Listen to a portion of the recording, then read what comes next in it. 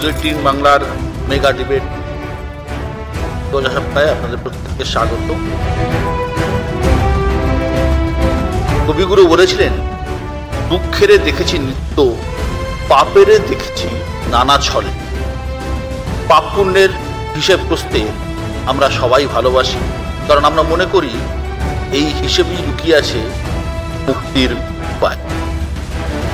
আর তাই নক্ষত্রের স্থান বদল যখন সেই পুণ্য লাভের দরজা খুলে দেয়, তখন প্রবল উৎসাহ নিয়ে ঝাঁপিয়ে পড়ি আমরা। যে উৎসাহ দেখা যাচ্ছে মহাকুম্ভকে কেন্দ্র। পরিসংখ্যান বলছে এখনো পর্যন্ত উত্তরপ্রদেশ সরকারের দাবি 50 কোটি মানুষ স্নান করেছেন। আমি ধরে নিলাম 50 কোটি আরো কমও হতে পারে। শেষ শাহী স্নান আগামী 26শে ফেব্রুয়ারি। ততদিনে আরো কয়েক কোটি পুণ্যার্থী কুম্ভমুখী হবে। ধর্মের এত বড় উৎসবে ভিড়টাই তো স্বাভাবিক, কিন্তু সেই ভিড় নিয়ন্ত্রণের দায়িত্ব কার? উৎসব যাতে নিরাপদে হয় সেটা নিশ্চিত করার দায়িত্ব কার? কুম্ভের আসরে পুণ্যার্থীর ভিড় প্রশ্নের। ধর্মের আচার যখন গোঁড়ামির শৃঙ্খলে আবদ্ধ, ঠিক তখনই তার আবির্ভাব। তিনি শ্রীরামকৃষ্ণ। দাবিময় জীবনের ভারে জর্জরিত মানব জীবনকে ধর্মের সহজ পাঠ দিয়েছিলেন তিনি। তার দেখানো পথে হেঁটেই বনের বেদান্ত আজ হিন্দুদের আটপৌড়ে ঘরে। তার দীক্ষা বলে ঘরণীয় আজ ধার্মিক।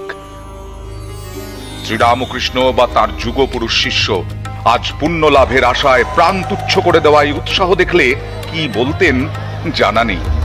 হয়তো খুশি হতেন, কিংবা ক্ষুব্ধ, কিংবা শুধুই হতবাক। পৌরাণিক কুম্ভের ঐতিহাসিক আসর। 144 বছরে এই প্রথম পুণ্য লাভের মাহেন্দ্র সুযোগ। তাই মহাকুম্ভ ঘিরে উৎসাহ প্রত্যাশিত, কিন্তু ধর্মের এই উদযাপনে বারবারই তাল কাটছে অব্যবস্থার গাফিলতির নিদর্শনে। ভিড় আছে, ট্রেন নেই, পুণ্যার্থী আছেন, পুলিশ নেই, আগাম খবর আছে, কিন্তু প্রশাসনিক ব্যবস্থা নেই। ফলে বিশৃঙ্খলা, দুর্ঘটনা, মৃত্যু। তাই প্রশ্ন অনেক। প্রচারে দেশ কাঁপিয়েছে মহাকুম্ভ, তাই উৎসাহ যে বাঁধ ভাঙবে সেটা বোঝাই যাচ্ছিল। তারপরও ব্যবস্থায় এত খামতি কেন? কেনই বা এমন সময় ঘোষণা বিভ্রাটের মতো ভুল হয় রেলের, যার খেসারত দিতে হয় 18টি নিরীহ প্রাণকে? সমস্যা কোথায়? কোথায় ভুল? পুণ্যার্জনের উৎসাহে, নাকি ক্ষমতা না বুঝে প্রচারের ঝড় তোলায়?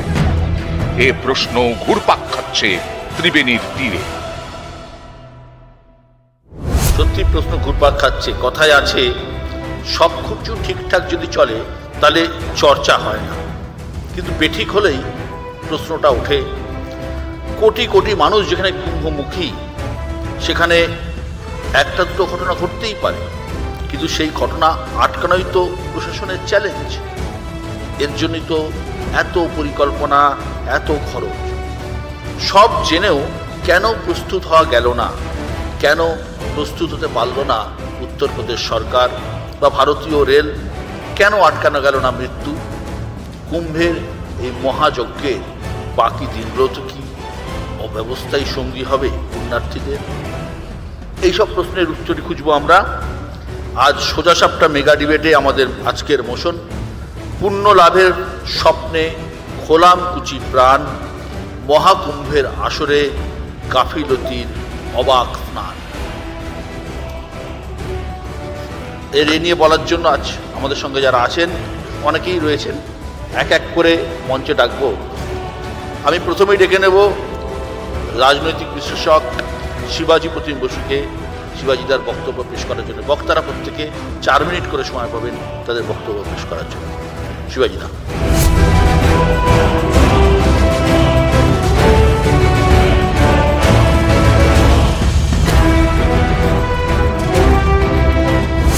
আজকে যে বিষয়, আমাদের যিনি উপস্থাপক বিশ্ব মজুমদার, তিনি যেটা একটু আগে বললেন, তার মধ্যে একটা কথা ছিল, সে কথাটা হচ্ছে মহাকুম্ভ।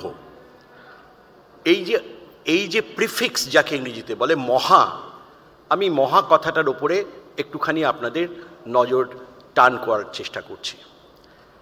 কোথাও কি কেউ বলতে পারবেন যারা এই মহাকুম্ভ কথাটা বললেন, এই মহা কথাটা কোথায় পেলেন? এটা তো শাস্ত্রের ঘটনা নয়, আপনারা এখানে শাস্ত্রজ্ঞরা রয়েছেন। বেদে কিছু কিছু জায়গায় কুম্ভ কথাটার ব্যাপার, মানে কুম্ভ কথাটা বলা রয়েছে, কুম্ভের কথা বলা হয়েছে। মহাভারতে আমরা দেখেছি, অর্থাৎ পুরাণের দিকে আমরা দেখেছি কুম্ভের কথা। কুম্ভ মেলার কথা খুব অল্প রেফারেন্স পাওয়া যায়, বেদে কোথাও পাওয়া যায় না। পুরাণের মধ্যে পাওয়া যায় হচ্ছে বায়ু পুরাণে পাওয়া যায়, নারদ পুরাণে কিছুটা পাওয়া যায়। আর তো কুম্ভ কথাটা আছে। কুম্ভ দুরকম কুম্ভ হয়, একটা হচ্ছে অর্ধকুম্ভ, একটা পূর্ণ কুম্ভ। তাই মহা কথাটা কোত্থেকে এলো? তো আই ওয়াজ বিট কিউরিয়াস যে আমি কোথা থেকে, এবং নানা জায়গা থেকে পেলাম, বুঝতে পারলাম এই কুম্ভ কথাটাই গত 10-12 বছরের আমদানি মহাকুম্ভ কথাটা। কারণ এই মহা কথাটার মধ্যেই লুকিয়ে আছে মহাবীর, মহাপ্রচার এবং লাভের গল্প। লাভের যে গল্পটা একটু আগে বিশ্ব তুমি আমাদের সবাইকে শোনালে, একটা যে অর্থনীতির একটা দিক আছে, সেখানে বলছে বেশ অনেকটা 2-3 লক্ষ কোটি টাকার নাকি, কেননা যদি সত্যি 50 কোটি না হয় 30 কোটিও হয়, তাহলে 3 লক্ষ কোটি টাকা হওয়ার কোনো ব্যাপার নয়। একটা লোক আসছে, যাচ্ছে, খাচ্ছে, থাকছে। So it's a huge arrangement, একটা যেটার মধ্যে একটা বাণিজ্য এবং তার সঙ্গে একটা রাজনীতি আছে। এই রাজনীতিটা যেটা অনেকখানি, যেটা রাম মন্দির নির্মাণের পরে যে রাজনীতিটা হয়তো কিছুটা, বিশেষ করে লোকসভা ভোটের পরে আমরা দেখেছি পেছনের সারিতে চলে গেছিল, কুম্ভতে এমন একটা যেটাকে বলা চলে হাইপ, ইংরেজিতে হাইপ বলা হয়, এই মহা কথাটা সেই হাইপ দিয়েছে। কোথাও আপনারা কেউ মহাকুম্ভ কথাটা পাবেন না। অর্ধকুম্ভ হয়, পূর্ণ কুম্ভ হয়। এই মহা কথাটা যে মহান ব্যক্তির আবিষ্কার, তিনি সবেই মহান দেখেন, তিনি নিজেকে মনে করেন যে তিনি সব কিছুর ওপরে মহান ব্যক্তি, তিনি হয়তো ঈশ্বরের বড় পুত্র, কারণ তিনি বায়োলজিক্যাল নয়। তিনি বলেছিলেন যে তিনি বায়োলজিক্যাল নন, তাই না?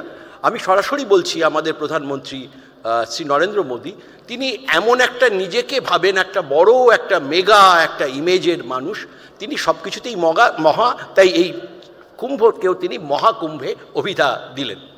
ঘটনা কি আপনারা প্রত্যেকেই জানেন, শাস্ত্রজ্ঞরা এ নিয়ে অনেক কথা হয়েছে যে গিয়ে মকরে, রবি মকরে এবং বৃহস্পতি যখন একই সঙ্গে বৃষ রাশিতে অবস্থান করে, এইটা হচ্ছে 4টে কুম্ভ আছে। 4টে কুম্ভ আপনারা জানেন।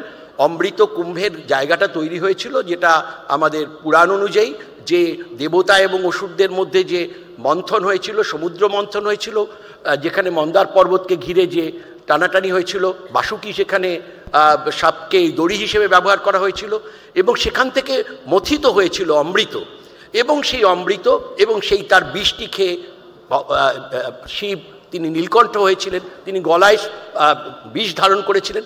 তো সেই যাওয়ার পথে সেই কুম্ভে, অর্থাৎ একটা পিচারে, কলসিতে, সেখানে নিয়ে যাওয়ার সময় 4টি ফোঁটা নানা জায়গায় পড়েছিল। তার মধ্যে একটি হচ্ছে প্রয়াগে, একটি জায়গা হচ্ছে উজ্জয়িনীতে, হরিদ্বারে, উজ্জয়িনীতে এবং নাসিকে।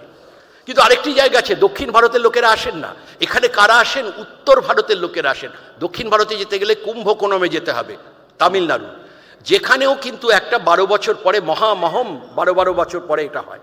তো আমি একটাই খালি জিজ্ঞাসা বিশ্ব, আমি তোমার মাধ্যমে আমি সবাইকেই জিজ্ঞেস করতে চাইছি যে এই যে ধরা যাক এই কনস্টেলেশন, এটা তো নক্ষত্র সমাবেশ, গ্রহ নক্ষত্র, এটা জ্যোতির্বিদ্যা, জ্যোতিষ এবং জ্যোতির্বিদ্যা দুটো মিলিয়েই তৈরি হয়। এই যে সমাগম, এটা খুব হিসেবের ব্যাপার আছে। আমাদের হিন্দুদের ক্ষেত্রে যেটা হয়, একই দিনের মধ্যে নানা সময় জন্মালে তার রাশি নক্ষত্র পাল্টে যায়। তাহলে এটাই প্রশ্ন যে মকরে যখন রবি এবং বৃষে যখন বৃহস্পতি, তখন সেই যে লগ্নটা সেটা কতদিন ধরে বাড়তে পারে? বাড়তে বাড়তে বাড়তে বাড়তে এখন বলছে শিবরাত্রির অবধি যাবে, তারপরেও যাবে। তার কারণ কি? শিবাজিদা খুব সুন্দরভাবে কুম্ভের এবং পুরাণের কথা বললেন এবং ইতিহাসের কথা বললেন। এবার বলবেন রাজনীতির কথা কুম্ভ নিয়ে। অভিষেক বন্দ্যোপাধ্যায় কংগ্রেসের পক্ষে।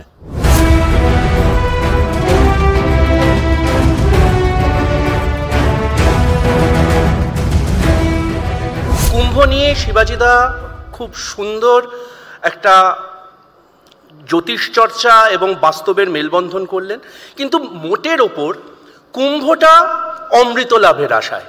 কারণ কুম্ভ যেই 4টে জায়গাতে পড়েছিল, আমাদের বিশ্বাস বলুন যাই বলুন না কেন, সেই 4টি জায়গায় অমৃতের ছিটে পড়েছিল। দুর্ভাগ্য দেখুন, আজকে আমরা যে বিতর্ক করতে এসেছি সেটা মৃত্যু নিয়ে। অমৃতের ছিটে পড়া জায়গাতে মানুষের মৃত্যু নিয়ে আজ আমরা বিতর্কে। কারণ ওই যে আমাদের ছোটবেলায় শেখানো হয়েছিল, বিশ্বাসে মিলায় বস্তু তর্কে বহুদূর। সমস্যাটা কি জানেন তো, একটা খুব ইন্টারেস্টিং কথা আছে, the first step in solving a problem is recognize there is one. আগে আপনাকে স্বীকার করতে হবে যে হ্যাঁ সমস্যাটা আছে, তারপর সেটা ডেঙ্গু হতে পারে বা সেটা দাঙ্গা হতে পারে। আগে স্বীকার করতে হবে যে এই দুটো ঘটেছে, তবে সমাধানটা হবে। দুর্ভাগ্যটা কি বলুন তো, প্রথম সময় থেকে বা প্রথম মুহূর্ত থেকে আমরা ডিনায়াল দেখছি। আমরা দেখেছি কিচ্ছু ঘটেনি, সব কুছ সহি চল রা, এবং বিশ্বাস করুন এটা প্রথমবার ঘটছে না। আমি রাজনীতির মানুষ, আমি যেহেতু বিরোধী রাজনীতি করি, খুব স্বাভাবিক কারণে, সঙ্গত কারণেই সরকারের সমালোচনা করব। আপনারা আমার থেকে অনেক বেশি খোঁজ খবর রাখেন। আচ্ছা বলুন তো, কোভিডের সময় কতজন অফিসিয়ালি মারা গেছিল সেই খবরটা আপনাদের কাছে আছে? কোভিড চলে গেছে 5 বছর হয়ে গেছে, আপনাদের কাছে ডেটা নেই। মণিপুরে 2.5 বছর ধরে আপনারা শুনে আসছিলেন মণিপুর শান্ত হয়ে গেছে, হঠাৎ করে রাষ্ট্রপতি শাসন জারি করতে হলো। ওই যে বললাম বিশ্বাসে মিলায় বস্তু তর্কে বহুদূর, আজকে আমাদেরকে তর্ক করতে বিশ্বদা ডেকে পাঠিয়েছে। শুধু কি এইগুলো বিক্ষিপ্ত এক একটা ঘটনা? শুধুমাত্র একটা মণিপুর, শুধুমাত্র একটা কোভিড, সব জায়গাতে তথ্যের অপলাপ করা হচ্ছে। একটু আগেই দেবজিতের সঙ্গে আলাপচারিত হয়েছিল, দেবজিৎও প্রশ্ন করছিল অফিসিয়ালি কতজন মারা গেছে বলো তো। দেবজিৎও কনফিডেন্টলি বলতে পারছে না, তার কারণ সরকারিভাবে তথ্যটা সামনে আনতে দেওয়া হয়েছে না যে মানুষ মারা গেছে কিনা। দুর্ভাগ্যটা কোথায় জানেন? অশ্বিনী বৈষ্ণব, যিনি ঘটনাচক্রে রেলমন্ত্রী বা রেলমন্ত্রী যাই বলুন না কেন, যিনি আমার ক্যাবিনেট মন্ত্রী, তিনি প্রথম 2 ঘন্টা পর্যন্ত তার টুইটার হ্যান্ডেলে বলে গেছিলেন সব কিছু গুজব চলছে। এবং বিশ্বাস করুন সর্বভারতীয় মিডিয়া এবং অনেকেই কনফিউজ হয়ে গেছিল যে সত্যি সত্যি 18 জন মারা গেছে। তো 29 তারিখ যখন এই দুর্ঘটনাটা প্রথমবার ঘটেছিল, উত্তরপ্রদেশ সরকারও একই কথা বলেছিল। আপনাদেরকে কয়েকটা পরিসংখ্যান দিই। 7,500 কোটি টাকা রাজ্য সরকার কুম্ভের জন্য বাজেটে ইয়ারমার্ক করেছিল। তার ভেতর 131 কোটি টাকা, কোট আনকোট 131 কোটি টাকা ফায়ার ড্রিলের জন্য রাখা হয়েছিল। আপনারা কেউ বলতে পারবেন যে বিজ্ঞাপনের জন্য কত টাকা ইয়ারমার্ক করা হয়েছিল? 131 কোটি টাকা রাজ্য, এবং এই তথ্যটা আমার না, pib.gov.in আপনারা ঢুকুন, এই তথ্যটা পেয়ে যাবেন। 131 কোটি টাকা হচ্ছে অগ্নি নির্বাপনের জন্য এবং 1500 কোটি টাকা হচ্ছে বিজ্ঞাপনের জন্য। একটু আগে শিবাজিদা বলল বিজ্ঞাপন, হ্যাঁ, মার্কেটিংয়ের পরিভাষায় 5টা পি খুব গুরুত্বপূর্ণ: প্লেস, প্যাকেজিং, প্রমোশন, পিপল এবং প্রাইস। কিন্তু সব থেকে গুরুত্বপূর্ণ পিটা কি জানেন? সেটা হচ্ছে প্রোডাক্ট। এখানে আপনি প্যাকেজিং এবং প্রমোশন করতে গিয়ে যেটা অ্যাকচুয়াল প্রোডাক্ট অর্থাৎ কুম্ভ মেলা, তার সঙ্গে কম্প্রোমাইজ করলেন। এলাহাবাদ একটা মিউনিসিপ্যালিটি এরিয়া, সেই মিউনিসিপ্যালিটির নথিভুক্ত জনসংখ্যা কত বলুন তো? 17.5 লক্ষ। একটু বাদে পার্থদা আসবেন, আরবান প্ল্যানিং নিয়ে কথা বলবেন। 17.5 লক্ষের ইনফ্রাস্ট্রাকচারের এলাহাবাদে যদি 53 কোটিকে, মানে 35 দিনে 53 কোটিকে মান্যতা দিতে হয়, তাহলে দৈনিক 1.5 কোটি মানুষ গেছে। 1.5 কোটি মানুষকে যদি 17 লক্ষের ইনফ্রাস্ট্রাকচারে আপনাকে জায়গা দিতে হয়, অসম্ভব। এবার আপনারা ভাবুন যে সেই 1.5 কোটি, জাস্ট একটা মিনিট নিয়ে বা 30 সেকেন্ড নিয়ে শেষ করব, এই 1.5 কোটি গেছে কি করে? উড়ে গেছে, গাড়িতে গেছে। সব থেকে সম্ভাব্য যেটাতে যেতে পারে সেটা হচ্ছে ট্রেনে। একটা ট্রেনে কতজন ধরে বলুন তো? যদি রিজার্ভেশনের কাউন্টার ধরেন তাহলে একটা কম্পার্টমেন্টে ধরে হচ্ছে 72 থেকে 80 জন, এবং 15টা বগি থাকলে খুব বেশি হলে 1000 জন। গত পরশুদিনই আমরা দেখেছি 12,000 টিকিট বিক্রি হয়েছে, 1000-এ। তাহলেও অন্তত আপনি সেখানে পৌঁছতে পারেন না। হঠাৎ মনে পড়লো নরেন্দ্র মোদী একটা কথা খুব বলতেন, আপতা কো আফসার মে বদলো। আপনাকে অফিসার মে বদলোর মানে দাঁড়ায় হচ্ছে আপনি বিপত্তিকে বিপণনে কনভার্ট করুন, তাতে আপনার প্রাণ গেলে যাবে, কিন্তু ওই 3 লক্ষ কোটি টাকার ব্যবসাটা খুব গুরুত্বপূর্ণ। অভিষেক খুব সুন্দরভাবে বর্ণনা করলো তথ্য প্রমাণ দিয়ে। সঙ্গে সঙ্গে অভিষেক এটাও বিজেপি সরকারের উপর দায় এবং দায়িত্ব ঠেলে দিল। আসলে কুম্ভকে কেন্দ্র করে এর আগেও ঘটনা ঘটেছে। প্রথম যেটা কুম্ভে স্বাধীনতার পরে 500 লোক মারা গিয়েছিলেন 1954 সালে। তখন দেশের সদ্য সরকার এসছে জওহরলাল নেহরু সরকার। এবারও ঘটনায় 500 জনের বেশি। পরের বক্তা সিপিআইএম এর পক্ষে পার্থপ্রতিম বিশ্বাস।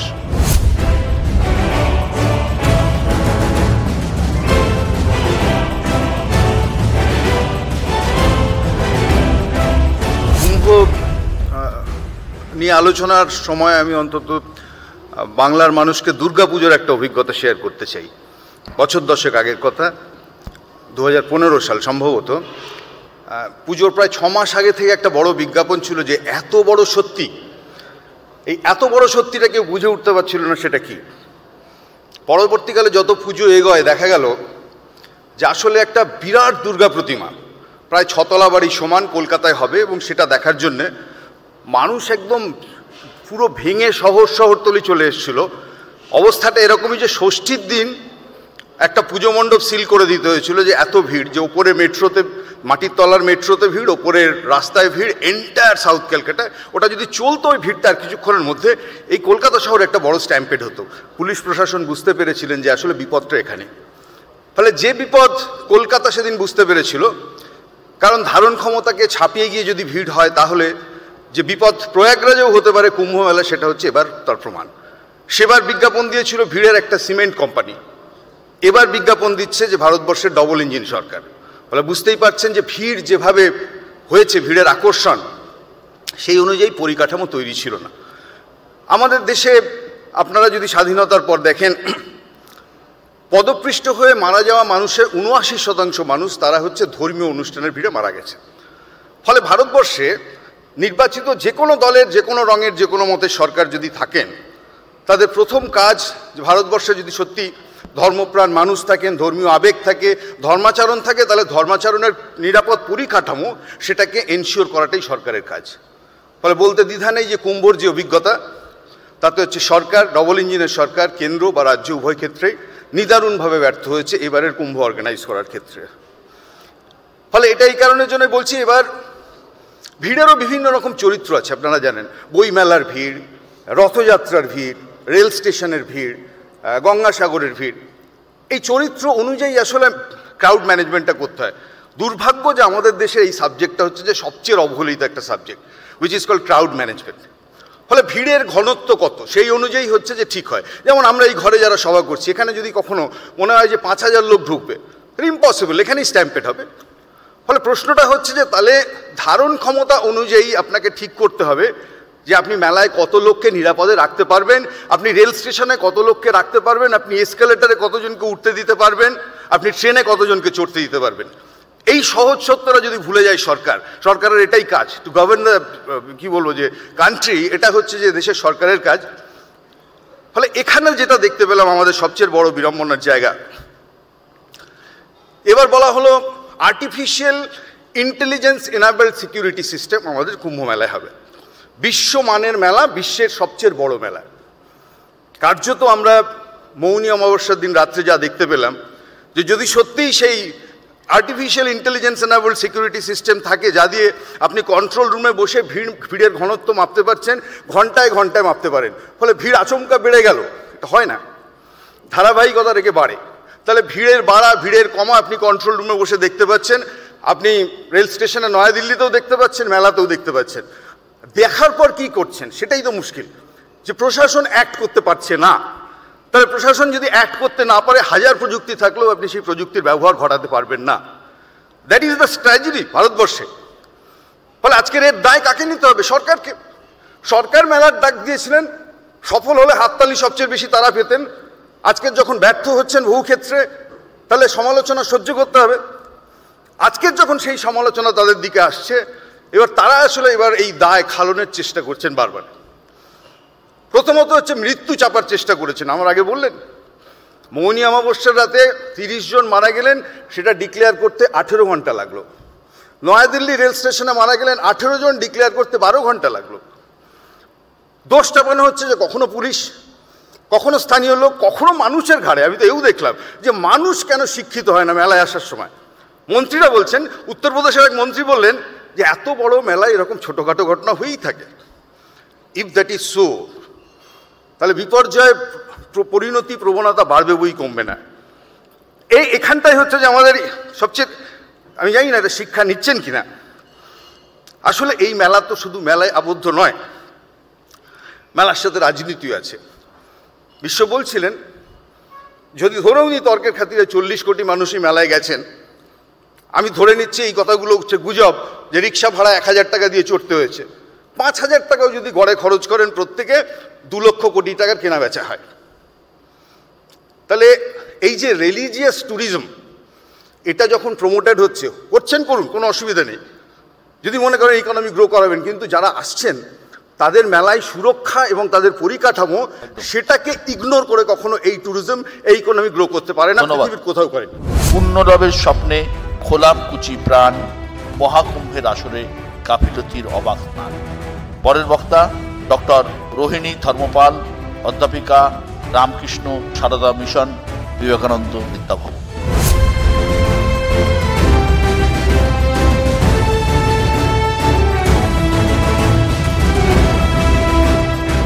ভারতবর্ষ গল্পের দেশ, কথকতার দেশ। পুরাণের গল্প মানে গল্পই, অজস্র সেই গল্প, সেই গল্পের এক এক রকম কোণ, এক এক রকম ব্যাখ্যা। তার মধ্যে সমুদ্র মন্থনের গল্পটি একটি আশ্চর্য গল্প, যার মধ্যে আমরা বিভিন্ন দিক দেখতে পাই। মনস্তাত্ত্বিক দিক আছে, সমাজতাত্ত্বিক দিক আছে, নারীবাদী দিক আছে, এবং ধর্ম তো আছেই। আপনারা জানেন কুম্ভের গল্পটি, যে যখন লক্ষ্মীর হাতে অমৃত উঠে এলো, সেই অমৃত নিয়ে দেবাসুরের মধ্যে যুদ্ধ শুরু হলো।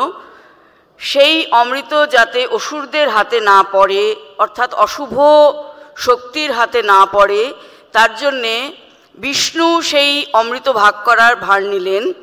এবং আমার ভাবতে মজা লাগে বলি যে দুই যুযুধান প্রবল বিরোধী পক্ষ, যারা প্রত্যেকেই পুরুষ, তাদের হাত থেকে অমৃত কলসটিকে রক্ষা করতে আরেক বীর বিষ্ণু, তাকে নারী রূপ ধারণ করতে হলো।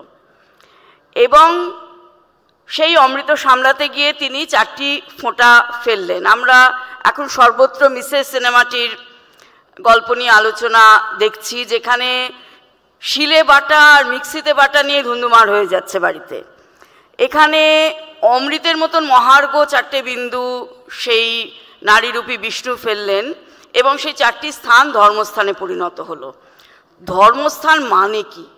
ধর্মের কি কোনো সীমা পরিসীমা, বিশেষ জায়গা, বিশেষ ব্যক্তি, বিশেষ বিষয় আদৌ লাগে?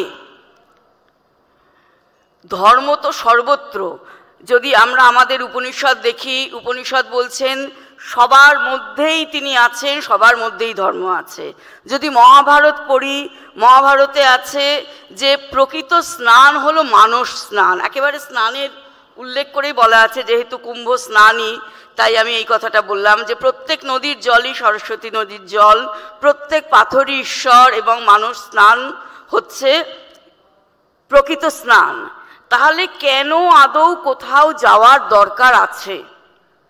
এবং প্রত্যেক সরকারই কিন্তু ঘুরে ফিরে, প্রত্যেক রাজনৈতিক দলই ধর্মকে খুব মেনে নিচ্ছেন, একটা মান্যতা দিচ্ছেনই।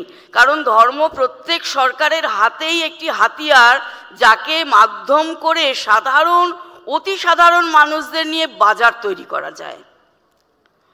সুতরাং কেউ বেশি কেউ কম, মৌনী অমাবস্যা, শরৎ পূর্ণিমা নিয়ে আমরা 2025-এও কেন ভাববো? এটা পূর্ণকুম্ভ, এটা মহাকুম্ভ, এটা মহাকুম্ভ। যাও, তোমার মনের আশা পূরণ হবে। পাগলের মতো মানুষ তার শেষ পুঁজিটুকুও নিঃশেষ করে দিয়ে সেখানে দৌড়চ্ছে, কিভাবে ফিরছে পদপিষ্ট হয়ে, প্রাণ হারিয়ে। তাহলে এই মানুষকে নিয়ে খেলা, রাজনীতিকরা এবং ব্যবসায়ীরা, মানে রাজনীতিকদের মতো এবং ধর্ম নিয়ে যারা চর্চা করে এই ধরনের চর্চা, তাদের মতো ঘৃণ্য ব্যবসায়ী আর কোথাও আছে কিনা আমি জানি না। তো এই মানুষকে নিয়ে ব্যবসা করা কবে বন্ধ হবে? পরের বক্তা ডক্টর জয়ন্ত কুশারী, অধ্যক্ষ, সর্বভারতীয় প্রাচ্যবিদ্যা একাডেমি।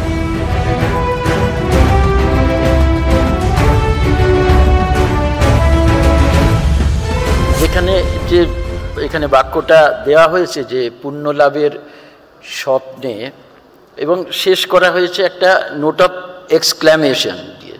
তো আমার এই পুণ্য লাভের ব্যাপারটাই কিন্তু নোট অফ ইন্টারোগেশন একটা রাখছি এটাই যে আমরা সেই কুম্ভ, সেটা অর্ধ হতে পারে, পূর্ণ হতে পারে, বা আমরা যেটাকে বলছি মহাকুম্ভ। তো এই কুম্ভেতে স্নান করলে, অর্থাৎ প্রয়াগরাজ বা নাসিক টাসিক, যেখানে হরিদ্বার, যেখানেই স্নান করি না কেন, সেখানে কি পুণ্য হয়? এইখানে কিন্তু আমার নোট অফ ইন্টারোগেশন। আসলে পুণ্যটা কি আমি জানি না। তো এই যে কুম্ভ স্নান, এতে তো পুণ্যের কথা বলা হচ্ছে না, অন্তত আমার স্ক্রিপচার সেটা সাপোর্ট দিচ্ছে না। এখানে আরোগ্যের কথা বলা হচ্ছে। একটু আগে আমার বক্তারা সবাই বলছিলেন যে অমৃত কুম্ভ, এটা নিয়ে আমাদের যশস্বী লেখক সমরেশ বসু, যিনি ছদ্মনাম কালকুট, অমৃত কুম্ভের সন্ধানে তিনি ওইখানে গিয়েছিলেন, পুরোটাই কভার করেছিলেন, এবং তার যে উপলব্ধিজাত একটা কালজয়ী একটা উপন্যাস তিনি উপস্থাপন করেছিলেন অমৃত কুম্ভের সন্ধানে। তো পুণ্যটা কি? এখনই কিন্তু আমার শাস্ত্রের দিকে তাকাতে হবে, এবং আমার শাস্ত্র কিন্তু দাঁড়িয়ে আছে পুরো লজিকের ওপর, একটা যুক্তির ওপর। কেন শাস্ত্র বলছে যে কেবলম শাস্ত্রমাশ্রিত্য ন বিচার কদাচন যুক্তিহীন বিচারেতু ধর্মহানি প্রজায়তে। স্বয়ং শাস্ত্র বলছে যে কেবলমাত্র শাস্ত্রের ওপর আশ্রয় করে তুমি থেকো না, কেননা আমার শাস্ত্র বাক্যের মধ্যে আবেগ থাকতে পারে, সেই আবেগ অংশটাকে বাদ দাও। এবং যুক্তিহীন বিচারে তো ধর্মহানি প্রজায়তে। ধর্ম মানে ধর্ম নানাভাবে ব্যাখ্যা হয়, আমি সেই বিশদে যাব না। তো ধর্ম মানে যেটা মানুষের জন্য যা কিছু করা হয়, অর্থাৎ যেটি ধারণ করে। এবং এই ধর্মটা নিয়েও আরও বক্তব্য আছে। ধর্ম এব হতহন্তি ধর্ম রক্ষতি রক্ষিত। আমরা যদি এই মানবিক ধর্মের কথা বলি, আমার সনাতন ধর্ম, এই মানবিক ধর্মটাকে যদি আমরা হত্যা করি, তাহলে কিন্তু তিনি আমাকে হত্যা করবেন। তারপর মানে এটার মধ্যেও একটা যুক্তি আছে, পুরো যুক্তির উপর দাঁড়িয়ে আছে। তাহলে পুণ্যটা কি? পুণ্য লাভ তো এখানে হচ্ছে না, এখানে আরোগ্যের জন্য যাওয়া হচ্ছে। এখন পুণ্যটাকে যদি একটু যদি কাটাছেঁড়া করি, সেখানে আমাদের বলা হচ্ছে, এক কথায় বলা হচ্ছে, একটা শব্দবন্ধে বলা হচ্ছে, সেটা আর কিছুই না, বলা হচ্ছে যে পরোপকার পুণ্যায়। কি সুন্দর কথা দেখুন, এক কথায় উত্তর। পুণ্যটা কি না? পরোপকার। আর পাপ হচ্ছে পরপীড়নম, অন্যকে পীড়ন করাটাই পাপ। তাহলে আমি যদি দেখি যে আমি গেলাম, সে যেখানেই অর্ধকুম্ভ, পূর্ণকুম্ভ, মহাকুম্ভ, যেখানেই যাই, প্রয়াগরাজ, ত্রিবেণী সংগ্রাম, সেখানে একটা ডুব দিলে আমার পুণ্য হবে? আমি জানি না। পুণ্যটা কি? আমি কার উপকার করলাম? এইটা কিন্তু আমাদের ভাবাবে। তাহলে এইটার মধ্যে যেটা আছে অমৃতত্ব, অমৃতত্বটাকে ওইভাবে কিন্তু আমরা নেব না। অর্থাৎ আরোগ্যত্ব যদি বলি, এক্স্যাক্টলি হয়েছিলটা কি? আমাদের সহবক্তা, পূর্ববর্তী বক্তারা পুরো ব্যাপারটাই এখানে বলেছেন কুম্ভ নিয়ে, তার সঙ্গে নক্ষত্র যোগ নিয়ে আমাদের শিবাজীবাবু বলেছেন, পার্থবাবু বলেছেন, দিদি বলেছেন, আমাদের অভিষেকও বলেছেন। তো সেইটা নিয়ে যাব না, কিন্তু কোথাও একটা দ্বিধাদ্বন্দ্ব কাজ করছে। সেটা হচ্ছে কি, যে আমাদের শাস্ত্র এটাই বলছে যে গঙ্গাদ্বারে প্রয়াগেচ তথা গঙ্গাদ্বারে প্রয়াগেচ ধারা গোদাবরী তথা। অর্থাৎ রোহিণী রূপ ধারণ করেছিলেন বিষ্ণু, সেটা যেমন সত্যি, কিন্তু এইখান থেকে মা লক্ষ্মী উঠে এসেছিলেন, কিন্তু তার হাতে আর কিছু ছিল না। তাই জন্য তাকে ক্ষীরাব্দি তনয়া বলা হচ্ছে। ক্ষীরসাগর মন্থন করে মন্থনজাত, তার হাতে কিন্তু কিছু ছিল না। এই জায়গাটাকে আমাদের নজর দিতে হবে। ধন্বন্তরী এসেছিলেন, ধন্বন্তরীর হাতে একটা শ্বেত কমণ্ডলী ছিলেন। বিভ্রত শ্বেত কমণ্ডলুম তত্র অমৃতম তিষ্ঠতি। তাহলে সেইখানে একটি অমৃত ছিল, এই অমৃতটা নিয়ে তিনি উঠেছিলেন। তাহলে এই ধন্বন্তরী আসলে কে? ধন্বন্তরী যে দেববৈদ্য, পরবর্তীকালে আমরা দেখতে পাচ্ছি। এবং তার কাজটা হচ্ছে মানুষকে বা যে কোনো প্রাণীকে আরোগ্য দেওয়া। তাহলে এই যে একটা কি বলবো, একটা অমৃতত্ব দেওয়া বা আরোগ্যত্ব দেওয়া, সেটা ছিল ধন্বন্তরীর কাজ। আজও কোনো বিরাট কোনো ফিজিশিয়ান, কোনো ডক্টরকে আমরা দেখলে বলি যে সাক্ষাৎ ধন্বন্তরী। এটা কিন্তু একটা মিথ। যারা অন্যান্য ধর্মাবলম্বী, আমি তাদের নাম করছি না, তারাও কিন্তু এই প্রয়াগে স্নান করে নিজেকে বলছেন একটা অন্যরকম অনুভূতি। তো এটা আমার কোনো ধর্মের, আমার কোনো সনাতন ধর্মের না, এটাই বোধহয় সনাতন ধর্ম, যেটা যুক্তির ওপর দাঁড়িয়েছে। আপনারা ভালো থাকুন। পরের বক্তা সুমন ভট্টাচার্য।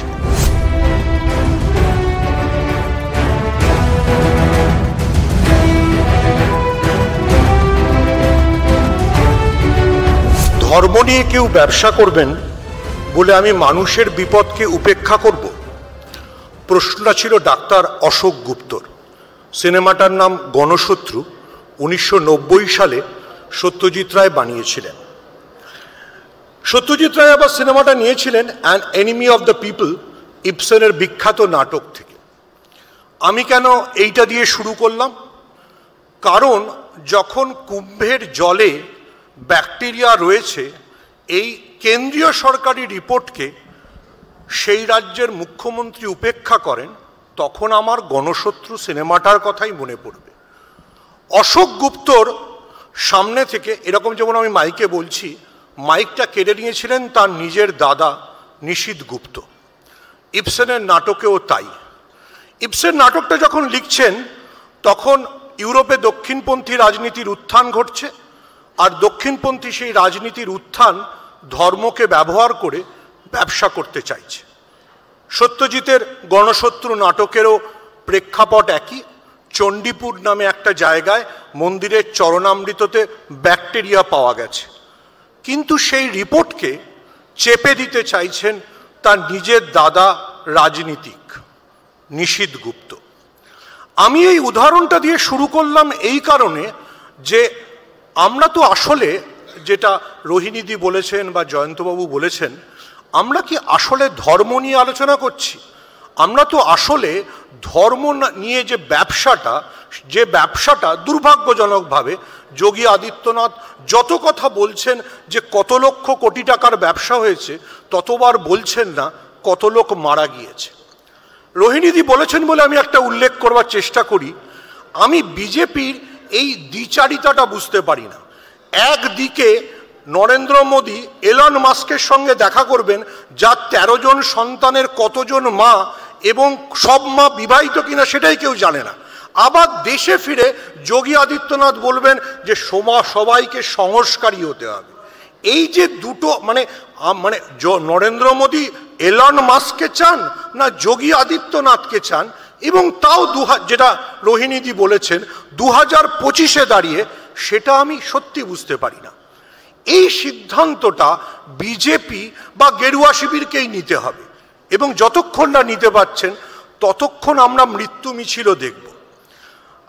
দেবজিৎও বলবেন, অভিষেকও শুরু করেছেন, মৃত্যুর সংখ্যা সরকারিভাবে 30 জন মারা গেছেন প্রয়াগে, 18 জন মারা গেছেন স্ট্যাম্পেডে দিল্লি স্টেশনে। অশ্বিনী বৈষ্ণব, এটাতেও জওহরলাল নেহরুর ভুল দেখতে পাবেন কিনা, দিল্লি স্টেশন তৈরির সময় কি কি সমস্যা ছিল, আমি সেই সবে যাচ্ছি না। সত্যজিৎ দিয়ে শুরু করেছিলাম, রবীন্দ্রনাথকে মনে করাই। দেবতার গ্রাসে যখন মোক্ষদা বলেছিলেন, তখন ব্রাহ্মণ তাকে সমুদ্রের জলে, নদীর জলে ফেলে দিয়েছিলেন, এটা ঠিক। কিন্তু একই সঙ্গে দুর্ভাগ্যের কথা, বিজেপি যারা মাঝে মাঝে আবার রবীন্দ্রনাথকেও আত্মসাৎ করবার চেষ্টা করে, লাস্ট লাইনটা ভুলে গেছেন। ব্রাহ্মণ বলেছিলেন ফিরায় আনিব তোরে। অশ্বিনী বৈষ্ণব কি দায়িত্ব নেবেন ওই 18 জন যারা স্ট্যাম্পেড হয়েছে দিল্লিতে? যোগী আদিত্যনাথ কি দায়িত্ব নেবেন যে 30 জন মারা গেছেন তাদের? সমস্যা হচ্ছে বিজেপি বাদ দেওয়া যাক সত্যজিৎ মাঝে মাঝে সত্যজিৎ হিসেবে আসে, কিন্তু রবীন্দ্রনাথও ভালো করে পড়েননি। দেবতার গ্রাস আবার আমি মনে করিয়ে দিচ্ছি, কোনো মোক্ষদা চান না তার সন্তানকে ফেলে আসতে, কেউ চান? তো যারা কুম্ভে গেছিলেন তাদের মৃত্যুর দায় কার? আবারও বলছি, অশোক গুপ্ত প্রশ্নটা করেছিলেন, ইবসেন প্রশ্নটা করেছিলেন দক্ষিণপন্থী রাজনীতির সম্পর্কে সচেতন করবার জন্য। আপনি ধর্মকে নিয়ে ব্যবসা করছেন, বারবার বলছেন কত লক্ষ কোটি টাকার রোজগার হয়েছে, একবারও বলছেন না কত লোকের প্রাণ গেল। সেই প্রশ্নটা কে তুলবে? আপনার কাছে 3 লক্ষ কোটি টাকা রোজগারটা মূল, না যে লোকগুলো মারা গেল তারা মূল?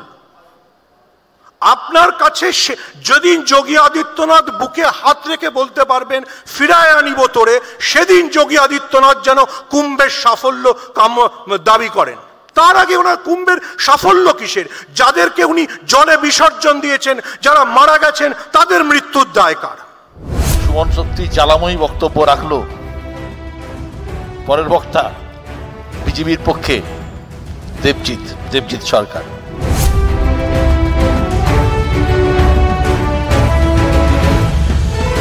আমার যারা সহবক্তা, এমনকি সম্মাননীয় বিশ্বদা যিনি এই কার্যক্রম পরিচালনা করছেন আজকের এই,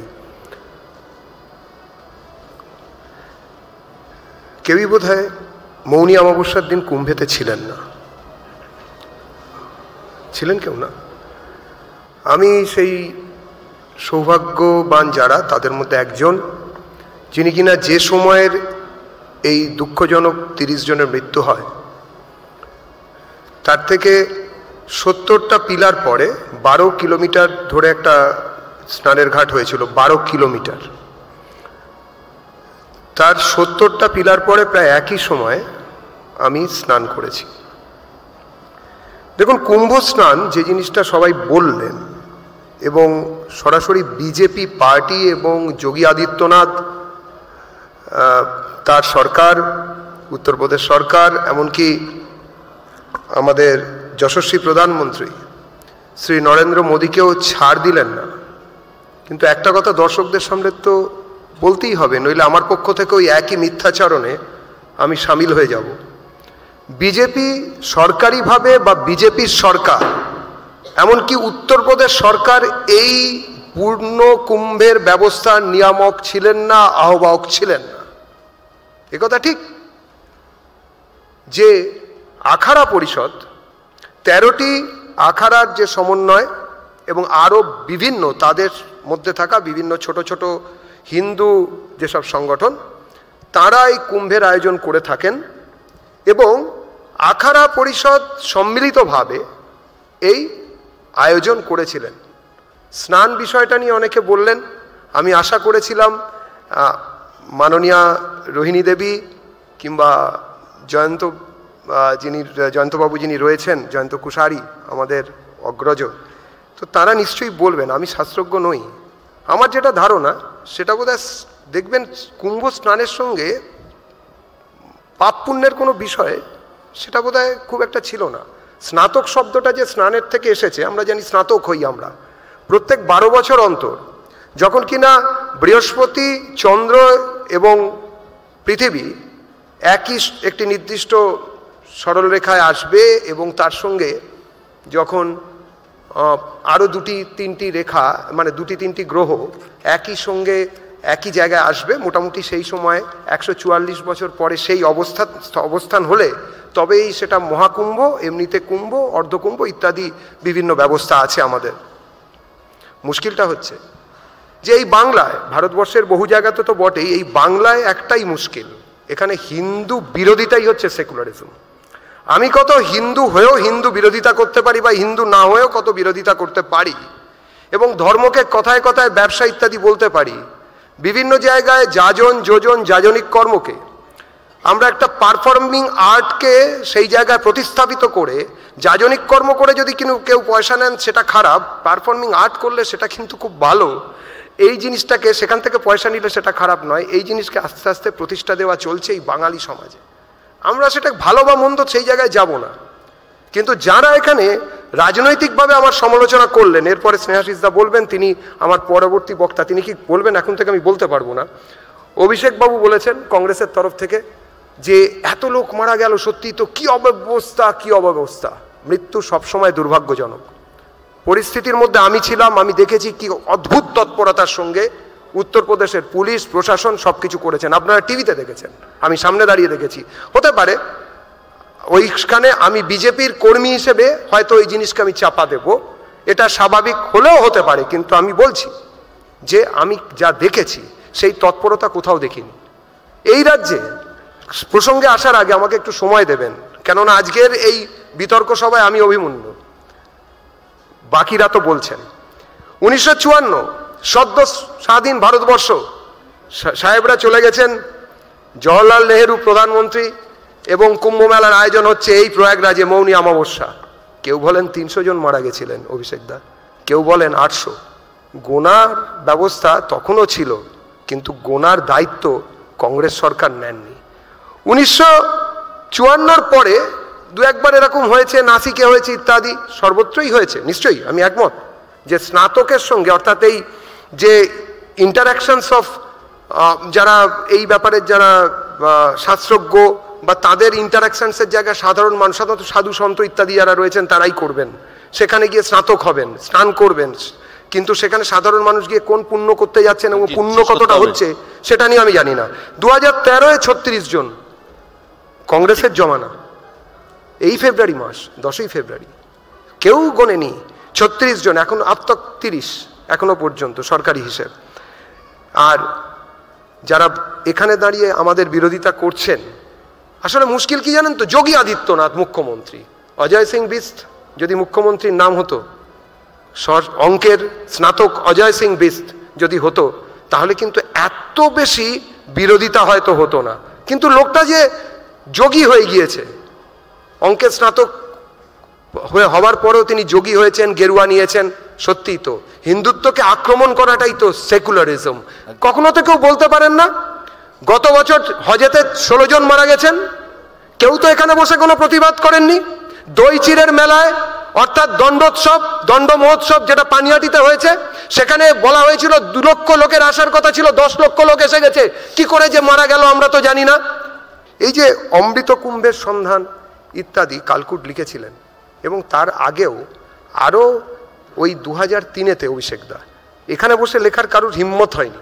কিন্তু সাবঅল্টার্ন মেনলি এই মেলাটা হচ্ছে, আমরা যাদের বস্তি ঝুগড়ি পিছড়ে বর্গ বলে থাকি, যে বস্তি ঝুগড়ি পিছড়ে বর্গদের নিয়ে প্রায় 77 বছরের এই ভারতবর্ষ, মানে স্বাধীনতার আগে আর স্বাধীনতার পরে নিয়ে কংগ্রেসি রাজনীতি এগিয়ে চলল, তাদের এই সাবঅল্টার্নদের নিয়ে সেই সময়ের মানসিকতা কি ছিল সেটা অস্ট্রেলিয়া বসে একজন ভদ্রলোক লিখতে পেরেছিলেন। আমি আবারও বলছি, যারা সেই সময় মারা গিয়েছেন এই কুম্ভে বা আগেও মারা গিয়েছেন, তাদের সবার প্রতি সমবেদনা, সবার আত্মার শান্তি কামনা করি। কিন্তু দয়া করে যে মেলার ডাক বিজেপি দেয়নি, যে মেলার ডাক উত্তরপ্রদেশ সরকার দেননি কিংবা কেন্দ্রীয় সরকার দেননি, তাকে কেন চাঁদমারি করছেন? কেন করছেন? ধন্যবাদ। যে মেলার উত্তরপ্রদেশ সরকার করেনি, অর্গানাইজ করেনি, ঠিক, কিন্তু আমার একটা ঘটনা মনে পড়ে যাচ্ছে দেবজিৎ, 2024-এর এই 24-এরই পার্লামেন্ট ইলেকশনে ইলাহাবাদ বা এই প্রয়াগরাজে এসে নরেন্দ্র মোদী কিন্তু 1954 সালে কুম্ভ মেলার দায় জওহরলাল নেহরু সরকারের উপর চাপিয়েছিলেন। তখন যদি দায় চাপাতে পারে, দায় তো দায়িত্ব নিতে হবে, কারণ সরকার তো অর্গানাইজ করে। আমি নিশ্চয়ই শুনবো। পরের বক্তা তৃণমূল কংগ্রেসের পক্ষে রাজ্যের পরিবহন মন্ত্রী স্নেহাশিস চক্রবর্তী।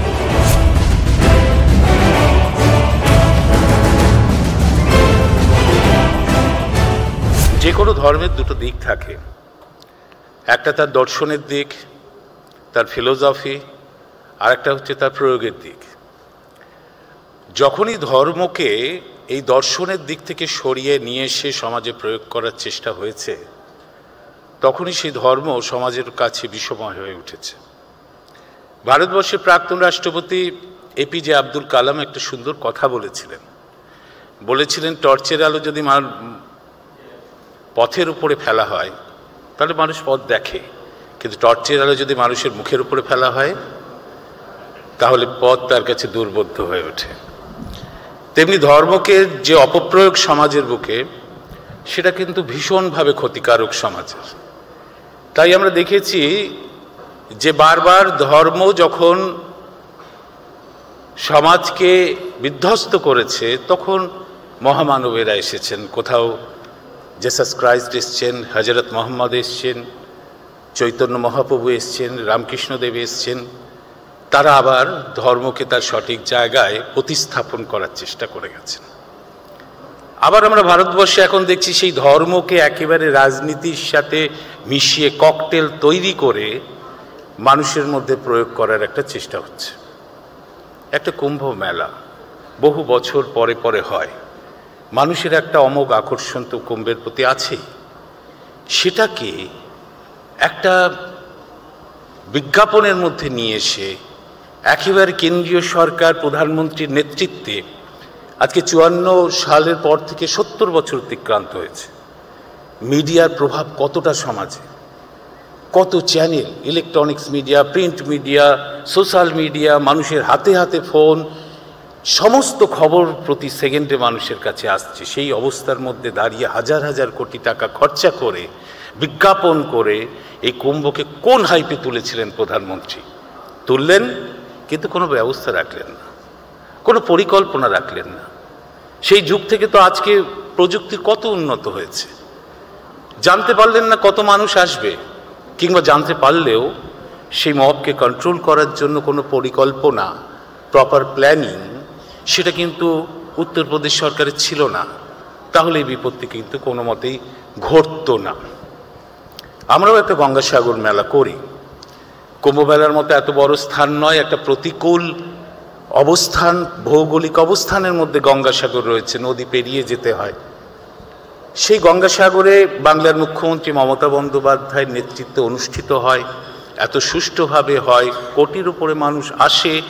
সেখানে রাজ্য সরকারের আমাদের 12 জন মন্ত্রীকে তিনি পোস্টিং করে দেন, এবং ওই গুরুত্বপূর্ণ দিনগুলোতে সারা রাত জেগে আমাদের প্রতিটা বিষয়ের উপরে নজর রাখতে হয় যাতে কোনো সমস্যা না হয়। ছিল এই কুম্ভে, সেটা ছিল। দেবজিৎ একটা অদ্ভুত কথা বললেন, ওটা তো উত্তরপ্রদেশ সরকার বা কেন্দ্রীয় সরকার তো আয়োজন করেননি। তাহলে সরকারের কাজটা কি? আপনি যদি জনসভা করেন কোথাও, আপনি তো বিরোধী দল করেন, তবু আমাদের সরকারের দায়িত্ব পুলিশ প্রশাসনকে দিয়ে যাতে সুষ্ঠুভাবে সেই জনসমাবেশটা অনুষ্ঠিত হয়। এটা সরকারের দায়িত্ব। কে ডেকেছে, কিভাবে ডেকেছে বড় কথা নয়, বড় কথা হচ্ছে সেখানে প্রচুর মানুষ আসবে, প্রচুর ভক্ত আসবে, তারা পুণ্য স্নান করতে চাইছে, এটা তাদের বিশ্বাস। সরকারের কাজ হলো তার ইনফ্রাস্ট্রাকচার তৈরি করা, সরকারের কাজ হলো সেটা সুষ্ঠুভাবে যাতে মানুষ স্নান করে আবার গন্তব্যে ফিরতে পারে সেটা করে দেওয়া। সেটা থাকবে না। শুধু আমি ধর্মকে রাজনীতির সাথে মেশাবো, হাইপে তুলবো, প্রচুর মানুষকে ডেকে নিয়ে আসবো, তারপর তার কোনো বন্দোবস্ত থাকবে না। তাই আজকে এই অবস্থাটা এসে দাঁড়িয়েছে, এবং এরা মর্মান্তিক ঘটনা ঘটেছে। এরা ধর্মকে নিয়ে ব্যবসা করে, জাস্ট ব্যবসা করে, রাজনীতির সাথে যোগ করে ধর্মীয় মেরুকরণ করে ভোটে জেতার চেষ্টা করে। তাই কিন্তু এই বিপত্তিগুলো আসে।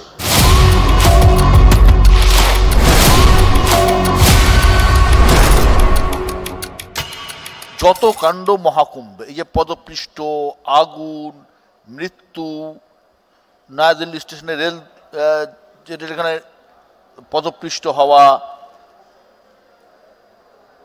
শুধুমাত্র ভিড়ের চাপ, তো ভিড়ের চাপ একটা অবশ্যই ছিল, কিন্তু অব্যবস্থা তো একটা বড় ফ্যাক্টর। অবশ্যই অব্যবস্থা বড় ফ্যাক্টর। এবং যে কথাটা আমি বলছিলাম, এইটা তো একটা, যেটার কথা অনেকেই বলেছেন যে আমি তো ক্রেডিটটা নিতাম, এটা ঠিকই, দেবজিৎ আমাদের বন্ধু বলেছেন যে আখড়া বিভিন্ন তারাই করে, কিন্তু যেটা ঘটনা law and order, public order তো বেসিক্যালি রাজ্যের বিষয়, এবং বড় অর্থে কমিউনিকেশন, ট্রেন, এটা কেন্দ্রীয় সরকারের বিষয়। আমি তো বিজ্ঞাপন করছি, আমি তো মহাকথাটা ইউজ করছি, যে মহাকথাটা আগে ইউজ হতো না। এই যে মহাকথাটা কোথাও আমি দায়িত্ব নিয়ে বলছি, এবং আমি লোককে জিজ্ঞেসও করছি, তারা যদি দেখাতে পারেন আমি বিশ্বাস করবো যে মহাকথাটা কোথাও আছে। এখানে একটা কথা বলা হচ্ছে, দেবজিৎ আমাদের বললেন একটা কথা, বারবার একটা কথা বললেন, হিন্দুত্ব হিন্দুত্ব।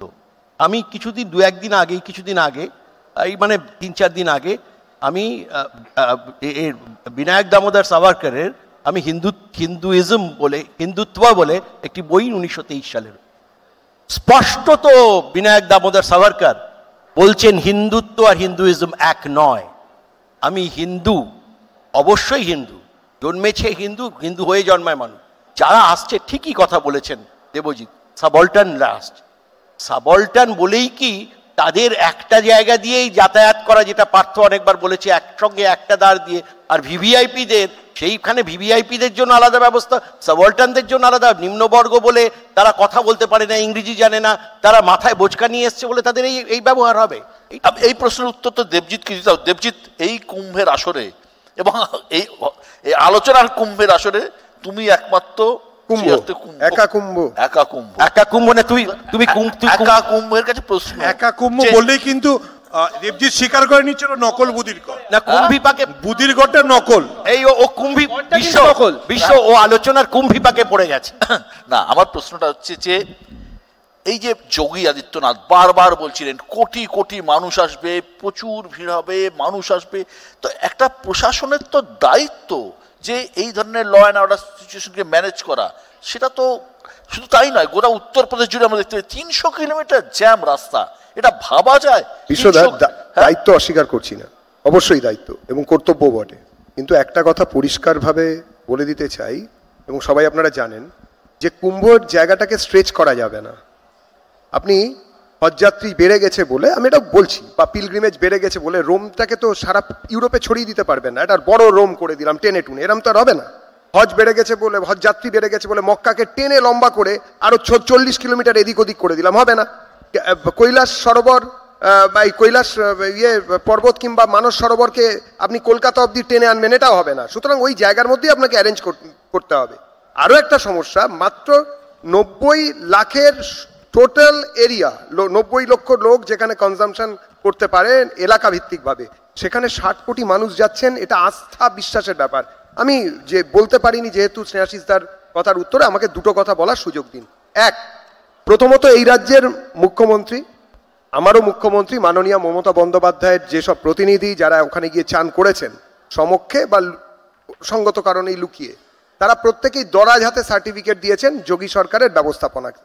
কেউ এসে এখনো পর্যন্ত বলেননি যে যোগী সরকার খুব বাজে ব্যবস্থা রেখেছে, কেউ বলেননি। 1 নম্বর। 2 নম্বর, এটা তো গঙ্গাসাগর ভার্সেস মহাকুম্ভ নয়, এরকম ভাবে ভাবার কোনো কারণই নেই। আমরা তো চাই মমতা বন্দ্যোপাধ্যায় যান। মাননীয় মমতা বন্দ্যোপাধ্যায় তো হিন্দু ব্রাহ্মণ কন্যা বলে নিজেকে দাবি করছেন, তিনি তো যাবেন। কিন্তু মুশকিলটা কি জানেন স্নেহাশিস দা, মমতা বন্দ্যোপাধ্যায় এখনো কিছুদিন বাকি আছে, আমার মনে হয় উনি যাবেন না। তার কারণ এখানে তো 30% তোষণের রাজনীতি। আমি একটা যাবেন না দেবজিৎ, উনি যাবেন না। লাইন না বলে পারছি না। উত্তরাখণ্ডের যোশীমঠের শঙ্করাচার্য বলছেন রাজনৈতিক দলগুলো নিজের ভাষায় কথা বলে, কিন্তু এটা ঘটনা যে 300 কিলোমিটার যানজট ছিল, এটা অব্যবস্থা না হলে কি। তিনি অনেক কথা বলছেন যে যেভাবে ড্রেনের জল এসে মিশেছে কুম্ভের মধ্যে, এবং যেভাবে সেন্ট্রাল গভর্নমেন্টের যে ল্যাব সেখান থেকে পরীক্ষা রিপোর্ট আসছে, তারপরেও সেই জল আপনি পান করতে বলছেন। সব মিলিয়ে চূড়ান্ত অব্যবস্থা, শঙ্করাচার্য বলছেন, আমি বলছি না। আমি একবার একটু আমি আপনাকে না, আমি একবার বলিনি। আপনাদের যে সর্বভারতীয় চ্যানেল আছে, আপনি তার ক্লিপিং দেখুন। জলের কি ব্যবস্থা আছে, কিভাবে জল দেওয়া হচ্ছে, কিভাবে বায়ো টয়লেটের ব্যবস্থা রাখা হয়েছে, আমি তো নিজে দেখেছি। আমি কি করে এটাকে অস্বীকার করব? যারা লক্ষ লক্ষ লোক দেখেছেন তারা কি করে অস্বীকার করবেন? আপনি বলছেন ব্যবস্থা ভালো ছিল না, আপনি বলছেন ব্যবস্থা ঠিক ছিল, ভালো ব্যবস্থা। দেখুন, আমি আবারও বলছি, 90 লক্ষের জায়গায় যদি 60 কোটি লোক গিয়ে হাজির হন, ব্যবস্থা কখনো ভালো করে রাখা সম্ভব নয়। আমি তো বলিনি, আমি আমারও বলছি, আপনি বলেননি, আমিও বলিনি, কেউই বলছে না। কিন্তু মুশকিল হচ্ছে বিতর্ক সভা যখন, তখন এই কথাগুলোর পাশাপাশি আসতে হবে। আজকে দুর্গা পুজো, কুম্ভ পুজো নয়, কুম্ভ মেলা, মনে রাখতে হবে। দুর্গা পুজোতে বা কোনো পুজো উপলক্ষে প্রবাসী গৃহে ফেরে, গৃহবাসী প্রবাসে যায়, সুতরাং যাতায়াত চলতে থাকে। মহাকুম্ভ প্রতি 144 বছরে একবার, পূর্ণ কুম্ভ 12 বছরে একবার, আর অর্ধকুম্ভ 6 বছরে একবার, এই হচ্ছে নিয়ম। তো যেখানে আস্থা, যেখানে বিশ্বাস হিন্দুর, এবং লক্ষ লক্ষ কোটি কোটি হিন্দু জনতা যেখানে গিয়ে হাজির হচ্ছেন শুধুমাত্র তাদের আস্থা বিশ্বাস প্রচলিত পরম্পরাকে সামনে রেখে, সেখানে একটা রাজ্যের সরকার বা কেন্দ্রীয় সরকারের পক্ষে কতটা ব্যবস্থা করা সম্ভব? এটাই তো আসল কথা, যে যেটা প্রচারটা তাহলে এতটা হলো। আমি আসছি রোহিণী ধর্মওয়ালের কাছে। তার মানে কি? তার মানে আপনি বলছেন যে কুম্ভ প্রচারের জন্য কুম্ভ হয়েছে? না না, ঠিক। যখন বিজেপি সরকার ছিল না তখন কুম্ভ হয়নি। দেবজিৎ দুটো জিনিস বলছে বারবার, সেটা হচ্ছে যে 1954-তে কি হয়েছিল, 2013-তে কি হয়েছিল। যেটা দেবজিৎ বলছে না যে ওই সময় যদি কোনো রেলের দুর্ঘটনা ঘটতো, রেলমন্ত্রী পদত্যাগ করতো। ওদের দলে যাওয়া জ্যোতিরাদিত্য সিন্ধিয়ার বাবা মাধবরাজ সিন্ধিয়া পদত্যাগ করেছিল। অশ্বিনী বৈষ্ণবের আমলে যত ট্রেন দুর্ঘটনা, তারপর অশ্বিনী বৈষ্ণব পদত্যাগ করেনি। দ্বিতীয় কথা, যেটাও বারবার মানে যোগী আদিত্যনাথের ডিফেন্সে নামছে, যে অজয় সিং বিস যোগী হয়ে গেছেন বলে আমাদের আপত্তি। না, আমাদের আপত্তি না। সুভাষচন্দ্র বসু 1940-এ বলেছিলেন, যদি কেউ গেরুয়া পোশাক পরে ভোট চাইতে আসে তাকে প্রত্যাখ্যান করবে। নিশ্চয়ই দেবজিৎ সুভাষচন্দ্র বসুকে অস্বীকার করতে পারে না, বা সুভাষচন্দ্র বসুকে মুসলিম তোষণের দায়ে অভিযুক্ত করে না, অথবা সুভাষচন্দ্র বসু দেশপ্রেমী ছিলেন না, এটাও বলতে পারে না। রোহিণীর কাছে আসছি। আধুনিক এই সমাজে আপনি যে কাজ করছেন তাকে অনেকে বিপ্লব মনে করে, কারণ আপনি মহিলা পুরোহিত। যে বৈদিক মতে বিয়ের কথা আপনি বলেন, সেখানে শুভ লগ্ন থেকে সিঁদুর সবই ব্রাত্য। আপনার এই পৃথিবীতে কুম্ভের স্থান কি? দেখুন, প্রথমে তো আমার মনে হচ্ছে কোনো সরকার, যেটা আমি তখনও বলছিলাম, কোনো সরকার কেন ধর্ম মানে কি আসলে তা নিয়ে প্রচার করেন, কেন প্রত্যেকে ধর্মকে আলাদা আলাদা করে দেখায়। এবং ফেসবুকে আমি যে কথাগুলো শুনি যে নিজের ধর্ম বা হিন্দু ধর্মকে আপনি খারাপ বলছেন, অন্য কোনো ধর্মকে খারাপ বলে দেখান তো যদি দম থাকে। বলি বই কি আপনারা শোনেন না? তো এটা কি ফেসবুকীয় আলোচনার মতন একটা জায়গা? নিশ্চয়ই নয়, অনেকটাই সিরিয়াস। তাহলে ঠিক ওই ফেসবুকের বালখিল্য যে বার্তা আমার কাছে আসে, এখানেও সেই বালখিল্য বার্তা আসছে।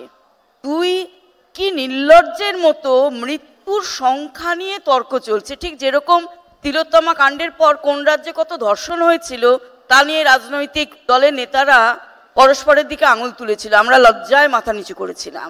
সেখানে কোন সালে কোথায় কোন সরকারের আমলে কত মৃত্যু হয়েছে তাই নিয়ে কথা হচ্ছে, কেউ বলছে না কিভাবে এই মৃত্যু থামানো যায়।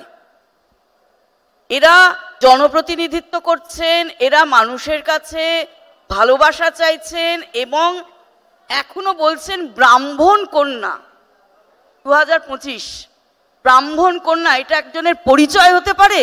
মুখ্যমন্ত্রী হতে পারেন, প্রধানমন্ত্রী হতে পারেন, স্বয়ং শাস্ত্র যশস্বী প্রধানমন্ত্রী।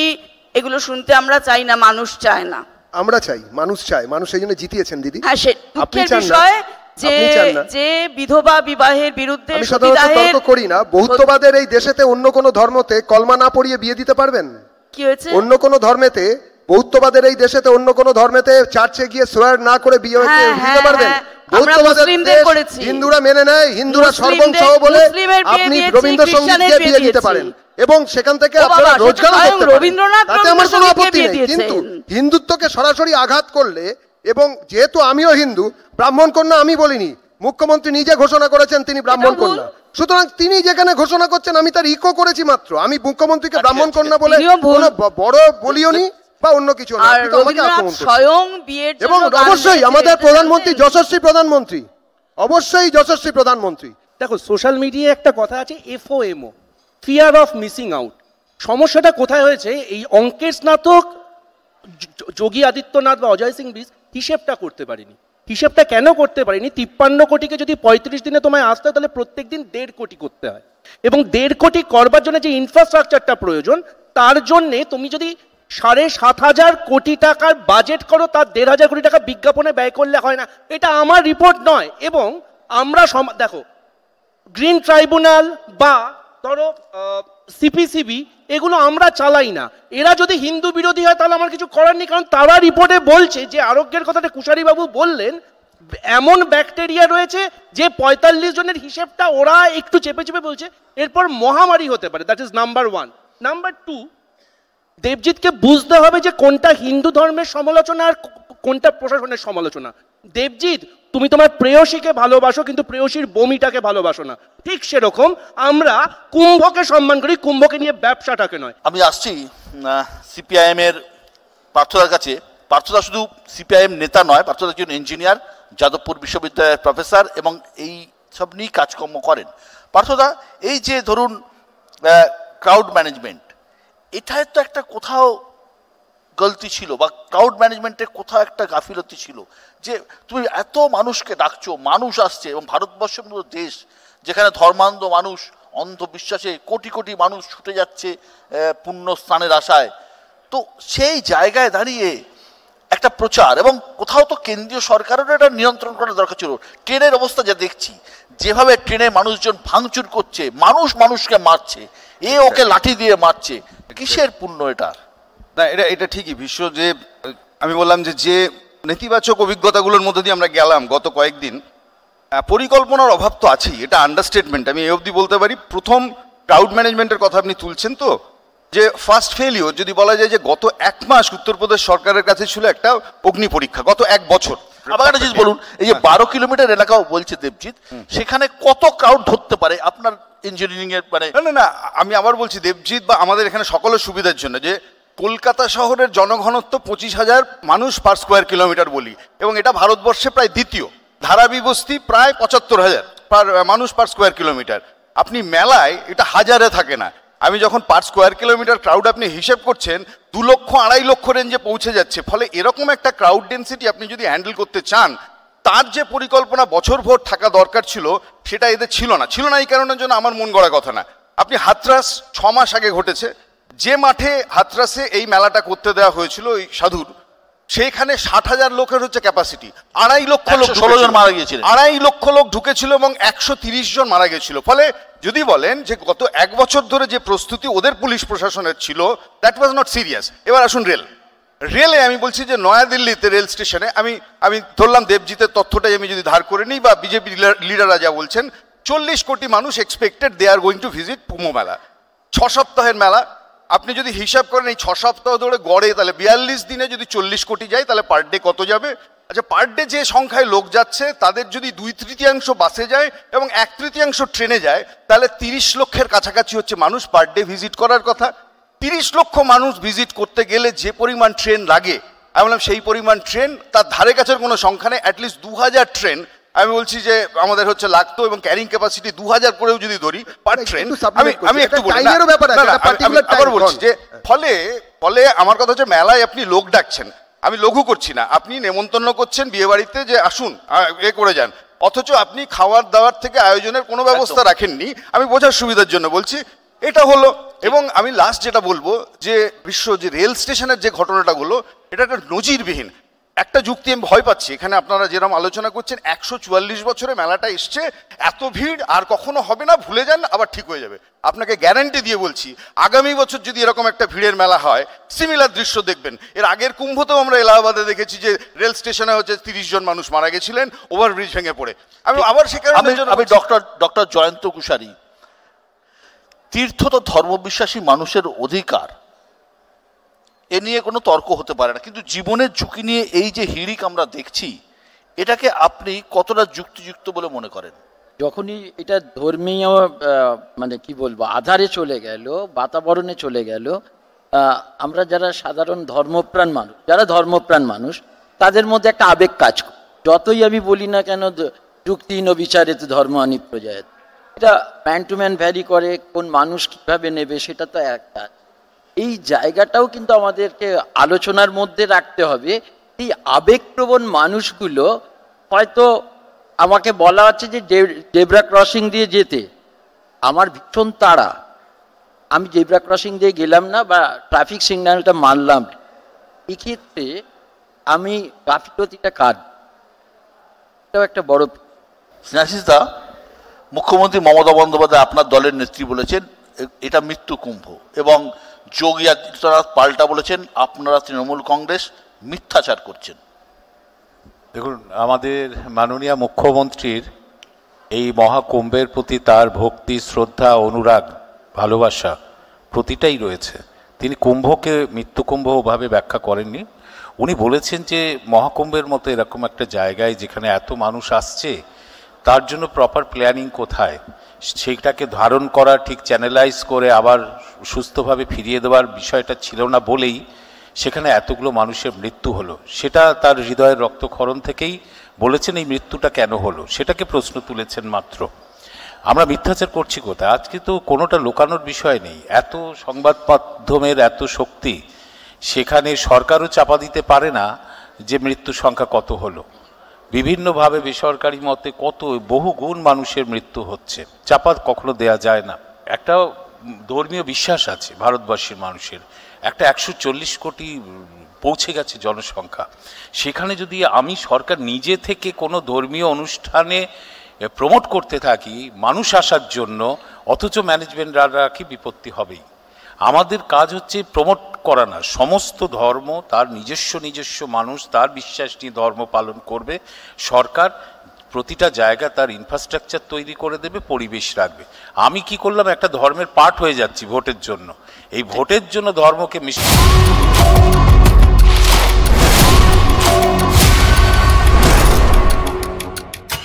দেবজিৎ, সবই কি ভোটের জন্য? ধরো 2025, 2026-এ উত্তরপ্রদেশের নির্বাচন রয়েছে, এই কুম্ভের সাফল্যকে যোগী আদিত্যনাথ নিজের ভোট বাক্সে কনভার্ট করার জন্য বা ফেলার জন্যই এত এত প্রচার, এত প্রচার, এত প্রচার। প্রচারের কি আছে? প্রচারের তো কোনো কিছু নেই। আমাকে এখানে যারা বলছেন এত ক্ষতি হচ্ছে, এই হচ্ছে, কেউ কি বলবেন যে কুম্ভটাকে বন্ধ করে দাও? কেউ কি এরকম প্রপোজাল দেবেন এখানে বসে যে কুম্ভ মেলা বন্ধ করে দিন, এত লোক কেন যাচ্ছে, বা লোকেদের আশা বন্ধ করে দিন? আপনি জানেন যে ওইখানে যারা গিয়েছেন তাদের ইন্টারভিউ নিন, যারা ফিরে এসেছেন, যারা খুব খারাপ অবস্থাতেও ফিরে এসেছেন, পুলিশের বিহেভিয়ার, প্রশাসনের বিহেভিয়ার। আমি তো বলছি, এখনও বলছি, আমি ফেরার সময় আমিও জ্যাম পেয়েছি, অবশ্যই ট্রাফিক জ্যাম পেয়েছি, কিন্তু কোনোবার, এর আগের বারও আমি গিয়েছিলাম, কিন্তু কোনোবার এত বাস পশ্চিমবঙ্গ থেকে ওখানে যায়নি। এত যে একটা হিন্দু জাগরণ আমাদের চোখে, অন্যদের চোখে কি আছে আমি জানি না, সেই জিনিসটা এখন যে প্রতিফলিত হচ্ছে, তাতে যারা হিন্দু বিরোধী শক্তি যারা তোষণ করেন তারা হয়তো ভয় পাচ্ছেন। আরেকটা কথা বলবো, আমাদের মাননীয় মুখ্যমন্ত্রী, অবশ্যই শুধু মাননীয় মুখ্যমন্ত্রী নন, তার আগেও যারা আমাদের রাজ্য সামলিয়েছেন, তারা তখনও দুর্গাপুজোতে বড় মিছিল হতো, এইখানের ম্যানেজমেন্ট সত্যিই ভালো। আমি তো চাইছি যে এখান থেকে লোকেরা যান, আমি বলছি, এবং আমার পার্টির মুখপাত্র হিসেবে আমি বলছি যে যারা চাইছেন, আমি মুখপাত্র হিসেবে বলছি, তারা ওখানে যান, তারা ইনপুট দিন। এ মেলা তো তাদেরও মেলা। স্নেহাশিসদা তো বললেন, আমাদের মাননীয় মুখ্যমন্ত্রী তিনি বলছেন যে তিনি তার প্রতি অনুরক্ত, তিনি অন্যভাবে ওই মৃত্যু কুম্ভ বলেছেন, কিভাবে বলেছেন সেটা তো নয়, এটা তো তাঁরও কুম্ভ, এটা তো বিজেপির কুম্ভ নয়, এ তো তাঁরও কুম্ভ, সারা ভারতবাসীর কুম্ভ। তাহলে তিনি যান, ইনপুট দিন, দরকার হলে কিছু এখান থেকে পুলিশ পাঠান, হতে পারে স্বেচ্ছাসেবক পাঠান, তৃণমূলের স্বেচ্ছাসেবকরা যান, গলায় ব্যাজ লাগিয়ে অন্তত বাঙালি যারা রয়েছেন তাদেরকে ব্যবস্থা করে দিন, অসুবিধার কিচ্ছু নেই। অন্য রাজ্য থেকে গিয়েছে, অন্ধ্রপ্রদেশ থেকে গিয়েছে, তামিলনাড়ু থেকে গিয়েছে, সেই সব রাজ্যের লোকেরা গিয়ে সেখানে স্বেচ্ছাসেবকের কাজ করছেন। ইভেন তৃণমূলেরও অনেকে গিয়েছেন, আমি নাম বলে তাদের বিব্রত করতে চাই না, তারা বিভিন্ন ধর্মীয় মঠ, মিশন ইত্যাদির সঙ্গে যুক্ত হয়ে তারা সামনে থেকে করছেন। স্নেহাশিসদা একদম আমার খুব চেনা, আপনারা বুঝছেন তো অনেকে, একদম একদম একদম, এর মধ্যে রাজনীতির কোনো বিষয় নেই, এর মধ্যে রাজনীতি আছে কেন? এই মুহূর্তে ওখানে বা যোগীজির সরকার চলছে, সেই জন্য যোগীজির সরকারের দায়িত্ব এটাকে চালানো। যদি যোগীজির বদলে অভিষেকের কংগ্রেসের কোনো সরকার থাকতো তাহলেও তাদের দায়িত্ব হতো, কিংবা অন্য কারোর যদি সরকার থাকতো তাদেরও দায়িত্ব হতো। অন্তত কুম্ভকে যারা মানে, যারা সম্মান। তুমি একটা কথা এক্ষুনি ব্যবহার করলে, সেটা হচ্ছে হিন্দু জাগরণ হয়েছে।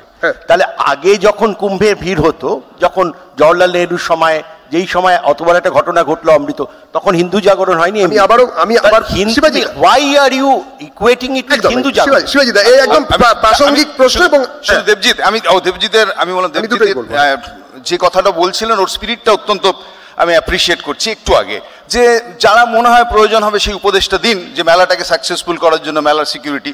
কিন্তু ইম্পর্টেন্ট পার্ট হচ্ছে তার আগে যে মেলাতে যে ব্যর্থতাটা হচ্ছে প্রশাসনিক, সেটাকে তো স্বীকার করতে হবে। যেমন উদাহরণ দিচ্ছি বোঝার সুবিধার জন্য, যে এতগুলো লোক আসছেন, সেখানে যে কলিফর্ম জলে ইনফেকশন হচ্ছে বা বিওডি, সেটা যে বাড়ছে, এবার এইটাকে প্রথম স্বীকার করতে হবে। যদি এটা মনে হয় ষড়যন্ত্র বিরোধীদের, তাহলে তো আর আমার সুরাহাটা হয় না। ফলে ডেফিনেটলি প্রবলেম থাকলে তার একটা সলিউশন আছে। ফলে আপনাকে খেয়াল রাখতে হবে 54-তে গঙ্গার যা ফ্লো ছিল আর 2024-এ সেই এক ফ্লো নেই। ফলে এখানে দাঁড়িয়ে 40 কোটি লোক গেলে এই ব্যাকটেরিয়া প্রথমে হিন্দুত্বের উত্তরটা দিয়ে নি, তারপরে শেষ করতে দেন। প্রশ্নটা এসেছে স্ট্যাটিস্টিক্যাল এক সেকেন্ড। দেবজিৎ বারবার যে স্ট্যাটিস্টিক্যাল ফ্যালাসিরা তৈরি করছে, ওর মুখ্যমন্ত্রী যোগী আদিত্যনাথের দেওয়া হিসেব অনুযায়ী 46 কোটি লোক স্নান করেছেন। ভারতবর্ষে তো 46 কোটি লোক বিজেপিকে ভোট দেয় না, তাহলে অবিজেপি বহু লোক স্নান করেছে। নিশ্চয়ই মানে দেবজিৎ অথবা যোগী আদিত্যনাথ দাবি করেননি যে বিজেপির মেম্বারশিপ কার্ড নিয়ে লোককে ভোট দিতে হবে। ঠিকই তো। পয়েন্ট নাম্বার 2, যেটা দেবজিৎরা স্বীকার করছে না, যে যেখানে সংকট, গোটা ভারতবর্ষের রেল ব্যবস্থাটা ভেঙে পড়েছে। এখানে পশ্চিমবঙ্গ সরকারের পরিবহন মন্ত্রী আছে, আমি কালকে নিজে ট্রাভেল করেছি, শুধুমাত্র প্রয়াগমুখী ট্রেনগুলোকেই চালানো হচ্ছে, অন্য সব ট্রেনকে লেট করানো হচ্ছে। পয়েন্ট নাম্বার 3, দেবজিৎ দেবজিতের এটা কেন ভুল ধারণা যে হিন্দু আর হিন্দুত্ববাদী রাজনীতি এক নয়, দেশ আর দেশের প্রধানমন্ত্রী এক নয়। দেশের প্রধানমন্ত্রীর বিরোধিতা করার সকলের অধিকার আছে, একদম অধিকার আছে, কিন্তু প্রধানমন্ত্রীর পদটাকে অপমান করার অধিকার নেই। এক নম্বর। আমি একটা প্রশ্ন করি, আমি মেনে নিলাম মমতা বন্দ্যোপাধ্যায় যেটা বলছেন, যোগী আদিত্যনাথ বলছেন আপনারা মিথ্যা প্রচার করছেন, অখিলেশ যাদব বলছেন, লালু প্রসাদ যাদব বলছেন বিরোধীরা বলে মিথ্যা প্রচার করছেন। কেন্দ্রীয় সরকারের রিপোর্ট ওখানকার জল নিয়ে, সেটাকে কি করে যোগী আদিত্যনাথ মিথ্যা কথা বলছেন? সম্পূর্ণ ঘাটে ঘাটে সর্বত্র এরকম হয়েছে আমার জানা নেই। কলিফর্ম ব্যাকটেরিয়া 1500 কোনো একটা ইউনিট পাওয়া গেছে কোথাও, এটা নিয়ে কেন্দ্রীয় সরকারের একটা রিপোর্ট আছে এবং সেটা একটা পার্টিকুলার ঘাটে, সর্বত্র নেই। আমি পুরো বিষয়টা জানি না, কিন্তু আমি একটা কথা অন্য ঘাটে সংক্রামিত হয় না, সব ব্যাকটেরিয়া চরিত্র চেঞ্জ করে ফেলেছে। আমাকে শেষ করতে দিন। ব্যাকটেরিয়া সংক্রামিত হবে না, ব্যাকটেরিয়া চরিত্র চেঞ্জ করে ফেলেছে। আমি ইনফরমেশন হচ্ছে একটা ঘাটে একটা লোকেশনে জল নিয়ে হয় না, মাল্টিপল সোর্সেস। এক মিনিট, মুশকিলটা হচ্ছে 2 সংখ্যার নিচে সদনে লোক নিয়ে বসে এই ধরনের আলোচনায় অংশগ্রহণ করা তো যাবে না, একটু ভোটটা বাড়িয়ে নিতে হবে। ভোটের রাজনীতি নিয়ে প্রশ্ন করছিলেন না, আমি একটু বলি। যেটা অভিষেক বলছেন কেন্দ্রীয় সরকার করেছেন, কোন কেন্দ্রীয় সরকার করেছেন? তোমাদের তো যদি কেন্দ্রীয় সরকারের প্রতি আঙুল তোলো যে এই দুর্ভাগ্যের জন্য কেন্দ্রীয় সরকার দায়ী, তাহলে কলিফর্ম ব্যাকটেরিয়ার যে হিসেব অডিট, সেটাও তো কেন্দ্রীয় সরকারের অধীনস্থ সংস্থাই করেছে। তাহলে এই ব্যাপারে আমরা প্রিকশনারি মেজার নিচ্ছি না, একথা কে বলেছে? তার কারণ অস্বীকার করছে নাকি মুখ্যমন্ত্রী যোগী আদিত্যনাথ প্রথমেই বলেছেন এটা মিথ্যে কথা। না, এমনও তো হতে পারে। প্রথম কথা আগে তো স্বীকার করতে হবে যে দূষণটা হয়েছে। তুমি যদি বলো তোমার জল হয়নি, সেটা বলতে চাইছি আমি, যেটা এমনও তো হতে পারে। আমি বিশ্বদা যে প্রশ্নটার উত্তর দিতে চাইছি, রাজনীতিতে এরকম হতে পারে দিল্লির বিজেপি আর উত্তরপ্রদেশের বিজেপির নেতৃত্বের মধ্যে কোথাও একটা মানসিক দূরত্ব তো হতে পারে। মাসিমার গোপ থাকলে মেসমশাই বলে ডাকতাম কি না, এরকম আলোচনা হচ্ছে আর কি। না, আমি একটা জিনিসই বলবো দেবজিৎকে বারবার, যে সরকার যদি প্রাথমিকভাবে যে মান্যতা দেয় যে সমস্যাটা তৈরি হয়েছে, যে হ্যাঁ ওখানে দূষণ হচ্ছে, প্রথমেই তো একটা ডিনায়াল মোডে যদি চলে যায় যে নাথিং হ্যাজ হ্যাপেন্ড, সব ঠিক আছে, তাহলে কি করে আর হবে? আমার আদিত্যনাথ সম্পর্কে অভিযোগ এটাই যে একজন মুখ্যমন্ত্রী, তার রাজ্যে হাইয়েস্ট মোবিলাইজেশন অফ পিপল হয়েছে কুম্ভ মেলায়, যদি এরকম 5টা অভিযোগ আসে তিনি খোলা মনে বলবেন যে হ্যাঁ আমি অভিযোগগুলোকে স্বীকার করছি, আমি দেখছি না, but he is denying. Jawaharlal নেহরুর সময় 500 জন মারা গেছে, জওহরলাল নেহরু অস্বীকার করেনি, সেই পাওয়া গেছে সেটা। আমি জয়ন্তর কাছে আসবো। স্বামী বিবেকানন্দ বলেছিলেন যে অন্য জায়গার পাপ তীর্থে গেলে ধুয়ে যায়, তীর্থক্ষেত্রে পাপ করলে সেটা থেকে সহজে মুক্তি মেলে না। কুম্ভে যাওয়ার পথে যারা ট্রেন ভাঙলেন, মানুষজনকে মারলেন, কাঁচ ভেঙে উড়িয়ে দিলেন, যাত্রীদের মারধর করলেন, তাদের ক্ষেত্রে আপনি কি বলবেন একজন শাস্ত্রজ্ঞ হিসেবে? আসলে এই মানুষগুলোকে কি আদৌ আমি মানুষ বলবো? যাদের আমি স্বামীজির যিনি আর কি পথপ্রদর্শক, সেই ঠাকুর শ্রীরামকৃষ্ণের কথা বলছি। ঠাকুর বলছেন যে যার মান আর এবং হুঁশ আছে, তো এই মানুষগুলো কি সেই সংজ্ঞাপ্রাপ্ত কোনো প্রাণী? আবার নোট অফ ইন্টারোগেশন। একটা কথা বিশ্ব, সেটা আপনার বলা হয়ে গেছে। হ্যাঁ, তা আমি একটাই খালি কথা বলছি যে বিবেকানন্দ কিন্তু আউট অ্যান্ড আউট র্যাশনালিস্টও ছিলেন, যুক্তিবাদী ছিলেন। যখন পিজরা পোলের লোকেরা এসছিলেন যে তার কাছে যে পিজরাপোল মানে কলকাতার কাছের পিজরাপোল, তাদের জন্য সেখানে গোমাতারা তারা রয়েছেন, সেখানে তাদের দুঃখ নিবারণের জন্য তাদের কাছে অর্থ সাহায্যের যখন এসছিলেন, বিবেকানন্দ জিজ্ঞেস করেছিলেন আপনি কিছু টাকা দিন না, আপনারা দিন সাধারণ মানুষ তাদের জন্য, তাদের খাওয়া পড়া ইত্যাদির জন্য। তখন তিনি বলেছিলেন যে লোকেরা মারা যায় তাদের কর্মদোষে মারা যায়, কর্মফলে মারা যায়। তো বললেন যে সেটা তো, এবং গরু আমাদের আমাদের মাতা, সেই হিসেবে আমাদের তাদের রক্ষা করতে হয়। তখন উনি বললেন তা তো বটে, আপনাকে দেখেই বোঝা যাচ্ছে। অর্থাৎ কি না একজন র্যাশনালিস্ট মানুষ বিবেকানন্দ, কিন্তু আমাদের ধর্ম হিন্দু ধর্ম, হিন্দুইজম নট হিন্দুত্ব, তো এর মধ্যে কিন্তু তার মধ্যে একটা র্যাশনালিজম আছে, যেটা ঠিকই উনি বলেছেন। সেই র্যাশনালিজম অনুযায়ী কিন্তু আমাদের বিচার করতে হবে। সেখানে কিন্তু সমস্ত গণনা থেকে আরম্ভ করে সমস্ত কিছু তার মতো করে রয়েছে। আমাদের একটা কথাই খালি মনে রাখতে হবে যে নিশ্চয়ই ধর্মপ্রাণ মানুষ, তারা ধর্মকে বিশ্বাসী মানুষ, তারা যাচ্ছেন খুব, কিন্তু অন্য কথা উঠছে না ধর্ম নিয়ে। দেবজিৎ ঠিকই বলছেন, আমরা কেন কেউ বলবে কুম্ভমেলা বন্ধ, এটা কেউ বলে নাকি? কুম্ভমেলা তো চলছে যবে থেকে, কিন্তু ব্যবস্থার কথা হচ্ছে। প্রশ্ন দেবজিৎকে করতে চাই, আমি দেবজিৎকে একটা প্রশ্ন করতে চাই। না, এটাকে বলেনি। আচ্ছা, একবার উত্তর দিয়ে দাও। সেটা হচ্ছে এনআরসি সিএ যখন আন্দোলন চলছে তখন বিভিন্ন কারণে আমরা দেখেছি ট্রেন ভাঙা হয়েছে এবং তাদের গ্রেফতার করা হয়েছে এবং তাদের বাড়িতে বুলডোজার পাঠানো হয়েছে। এবার কুম্ভ মেলায় কি সেম বুলডোজার পাঠাবেন যোগী আদিত্যনাথ? কারণ যারা আক্রমণ করেছেন তারা কিন্তু হিন্দু ধর্মেরই মানুষ, হিন্দু ধর্মাবলম্বী মানুষদেরকে আক্রমণ করেছেন। আমরা কিন্তু বুলডোজার ট্রিটমেন্ট দেখতে চাই এবং আমরা সেটা কিন্তু উত্তরটাও পেতে চাই। স্বামী বিবেকানন্দের জীবনের দু একটা ঘটনা দিয়ে আমরা বিবেকানন্দকে, একটা হিন্দু ধর্ম একটা পদ্ধতি, এটা তো সুপ্রিম কোর্টও বলেছেন, আমরা যারা আছি, যারা এই নিয়ে চর্চা করেন আমাদের মধ্যে বড়রা যারা রয়েছেন তারাও জানেন। কিন্তু এই প্রবাহমানতার মধ্যে দু একটা এরকম ঘটনা দিলে শুধু বলে দিলে একটু অন্যরকম হয়। স্বামী বিবেকানন্দ কিন্তু হিন্দু ধর্মকে অস্বীকার করেননি। তিনি যে, এক মিনিট দাদা, তিনি যে সন্ন্যাস নিয়েছিলেন, তিনি যে সন্ন্যাস নিয়েছিলেন সেটা হচ্ছে তিনি, অভিষেক, তিনি যে হিন্দু ধর্মকে অস্বীকার না করা মানে কি যোগী আদিত্যনাথের মডেলে কুম্ভকে পরিচালনা করা? এক মিনিট, তিনি যে কিন্তু অস্বীকার করেননি, অভিষেক বলতে দাও, তিনি কিন্তু অস্বীকার করেননি। তিনি এরমভাবে সন্ন্যাসটা যেটা নিয়েছিলেন সেটা পদ্ধতিগতভাবে সন্ন্যাস পদ্ধতি যেভাবে হয়ে থাকে আমাদের পরম্পরা অনুযায়ী নিয়েছিলেন। তিনি হঠাৎ বলেননি সকালবেলা কীর্তন গাইতে যাব তাহলে আমার সন্ন্যাস হলো, মানে আমি একটা গান গেয়ে সন্ন্যাসী নিয়ে নিলাম, এটা রবীন্দ্রিক গান, এটা কিন্তু নয়। না, আমি বলছি এই পদ্ধতিগত যে ব্যাপার সেই পদ্ধতিকে অস্বীকার করেননি বৌদ্ধবাদ, এবং সেটা গান গেয়ে তিনি সন্ন্যাস নিল, তাকে যে কেউ সন্ন্যাসী বলে গণ্য করতো না সেটাও হয়তো নয়, তার কারণ তার যা প্রতিভা ছিল তাতে হতো। প্রতিভার স্ফুরণ কোন লেভেলে থাকবে সেটা তো ম্যান টু ম্যান ভ্যারি করেই, কিন্তু একটা জিনিস খুব পরিষ্কার যে বিবেকানন্দ বা রবীন্দ্রনাথ কিংবা রামকৃষ্ণ বা রামমোহন বা বিদ্যাসাগরের দু একটা জায়গা দেখিয়ে বাকি জিনিসগুলোকে নগণ্যচিত করা, এটার যে প্রবণতা সেটা বোধহয় ঠিক নয় আমাদের সোসাইটিতে। যেটা আমি সুমনের কাছে, সুমন, আমরা অনেক কিছুই আলোচনা করছি, হিন্দুত্ব এবং মানুষের ব্যবহার। কোথাও কি আমাদের মতো দেশে 130-40 কোটি দেশে এই যে মানুষের গণহিস্টেরিয়া, যে মানুষ ছুটে যাচ্ছে, তুমি এখনো দেখো 26 তারিখ শাহী স্নান কি হবে সত্যি আমি এখনো জানি না, এখনো শেষ হয়নি।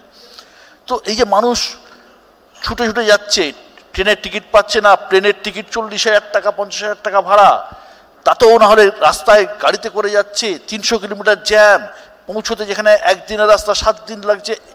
এই যে মানুষের গণহিস্টেরিয়া, এটা কোথাও মানে সাধারণ মানুষেরও দায় বা দায়িত্ব থেকে যায় নাকি? অবশ্যই সাধারণ মানুষের দায়িত্ব আছে, কিন্তু যে দুজন বলেছেন জয়ন্তবাবু এবং রোহিণীদি, আমি যদি তাদের কথা ধার করি, আমাদের বুঝতে হবে যে এই কুম্ভটাকে যতটা না ধর্মীয় তার চাইতে বেশি, অনেক বেশি পলিটিক্যাল ইভেন্ট তৈরি করবার চেষ্টা করা হয়েছে। এবার আমি এটাতে ঢুকতে চাই না, কারণ দেবজিৎ তাহলে আবার উত্তেজিত হয়ে যাবে, যে তাতে দিল্লি বনাম উত্তরপ্রদেশ যোগী আদিত্যনাথের গোটা দেশকে দেখানো হচ্ছিল কিনা যে না, নতুন হিন্দু হৃদয় সম্রাট আমি। আমাদের ভুলে গেলে চলবে না যে কুম্ভের শুরুতে এই প্রয়াগরাজে দাঁড়িয়ে যোগী আদিত্যনাথ আরএসএস প্রধান মোহন ভাগবতকে অস্বীকার করে ইন্টারভিউ দিয়েছিলেন, বলেছিলেন যে সব মসজিদের নিচে মন্দির খুঁজে বার করতে হবে, তার আগে যেটা যোগীকে অস্বীকার করেছিলেন মোহন ভাগবত। ফলে যখন একজন ওরকম পাওয়ারফুল পলিটিশিয়ান যখন এরকম একটা বিজ্ঞাপনে চলে যাচ্ছেন, যখন এটাকে প্যাকেজ হিসেবে বিকৃত হচ্ছে, বোধহয় পার্থদা উদাহরণ দিয়েছিলেন, তখন তো এটা হবেই। ক্রিকেট মাঠে এটা বা ফুটবল মাঠে স্ট্যাম্পেড কেন হয়? যখন সেটাকে খেলায় আর আবদ্ধ না রেখে এটা ধর্মযুদ্ধ বা এই ম্যাচটা যদি আমি পাকিস্তানের বিরুদ্ধে জিততে না পারি তাহলে সব শেষ হয়ে যাবে, সেম কুম্ভর ক্ষেত্রে আমি আবার বলছি, পার্থদা উদাহরণ দিয়ে দেখিয়েছেন, আমি নিজে ট্রাভেল করেছি এবং অবশ্যই দেবজিতের মতো আমার কাছে তো বিজেপির কার্ড ছিল না, আমি বাইকে করে যেতে পারিনি, কিন্তু গোটা উত্তর ভারতের, মধ্য ভারতের ট্রেন ব্যবস্থাটা ভেঙে পড়েছে, কোনো ট্রাভেল সিস্টেম চলছে না। একদম এইটা মানে এটা হচ্ছে গণ হিস্টেরিয়া। যখন আমি তৈরি করছি আমায় তো খেয়াল রাখতে হবে যে আমি কতটা আমার আধারে কতটা জলের ভেঙে পড়ছে, আগে থেকেই ভেঙে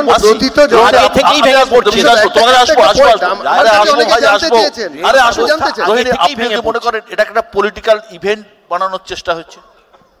ধর্ম তো তাই, মানে ধর্ম বলতে আমরা বাহ্যত যা বুঝছি আজকাল সেটা তো পুরোটাই পলিটিক্যাল ইভেন্টই হয়ে গেছে। ওই যে বললাম, ধর্মের সত্যিকারের অর্থ তো কেউ বুঝতেও চায় না, কেউ বোঝাতেও চায় না। উচ্চশ্রেণীর মানুষরা পদপিষ্ট হয়েছে, এরকম উদাহরণ আমাদের এই ধর্মীয় কোনো অনুষ্ঠানে আছে, এরকম উদাহরণ কোথায় এটা নিয়ে তো কেউ আলোচনাই করছেন না।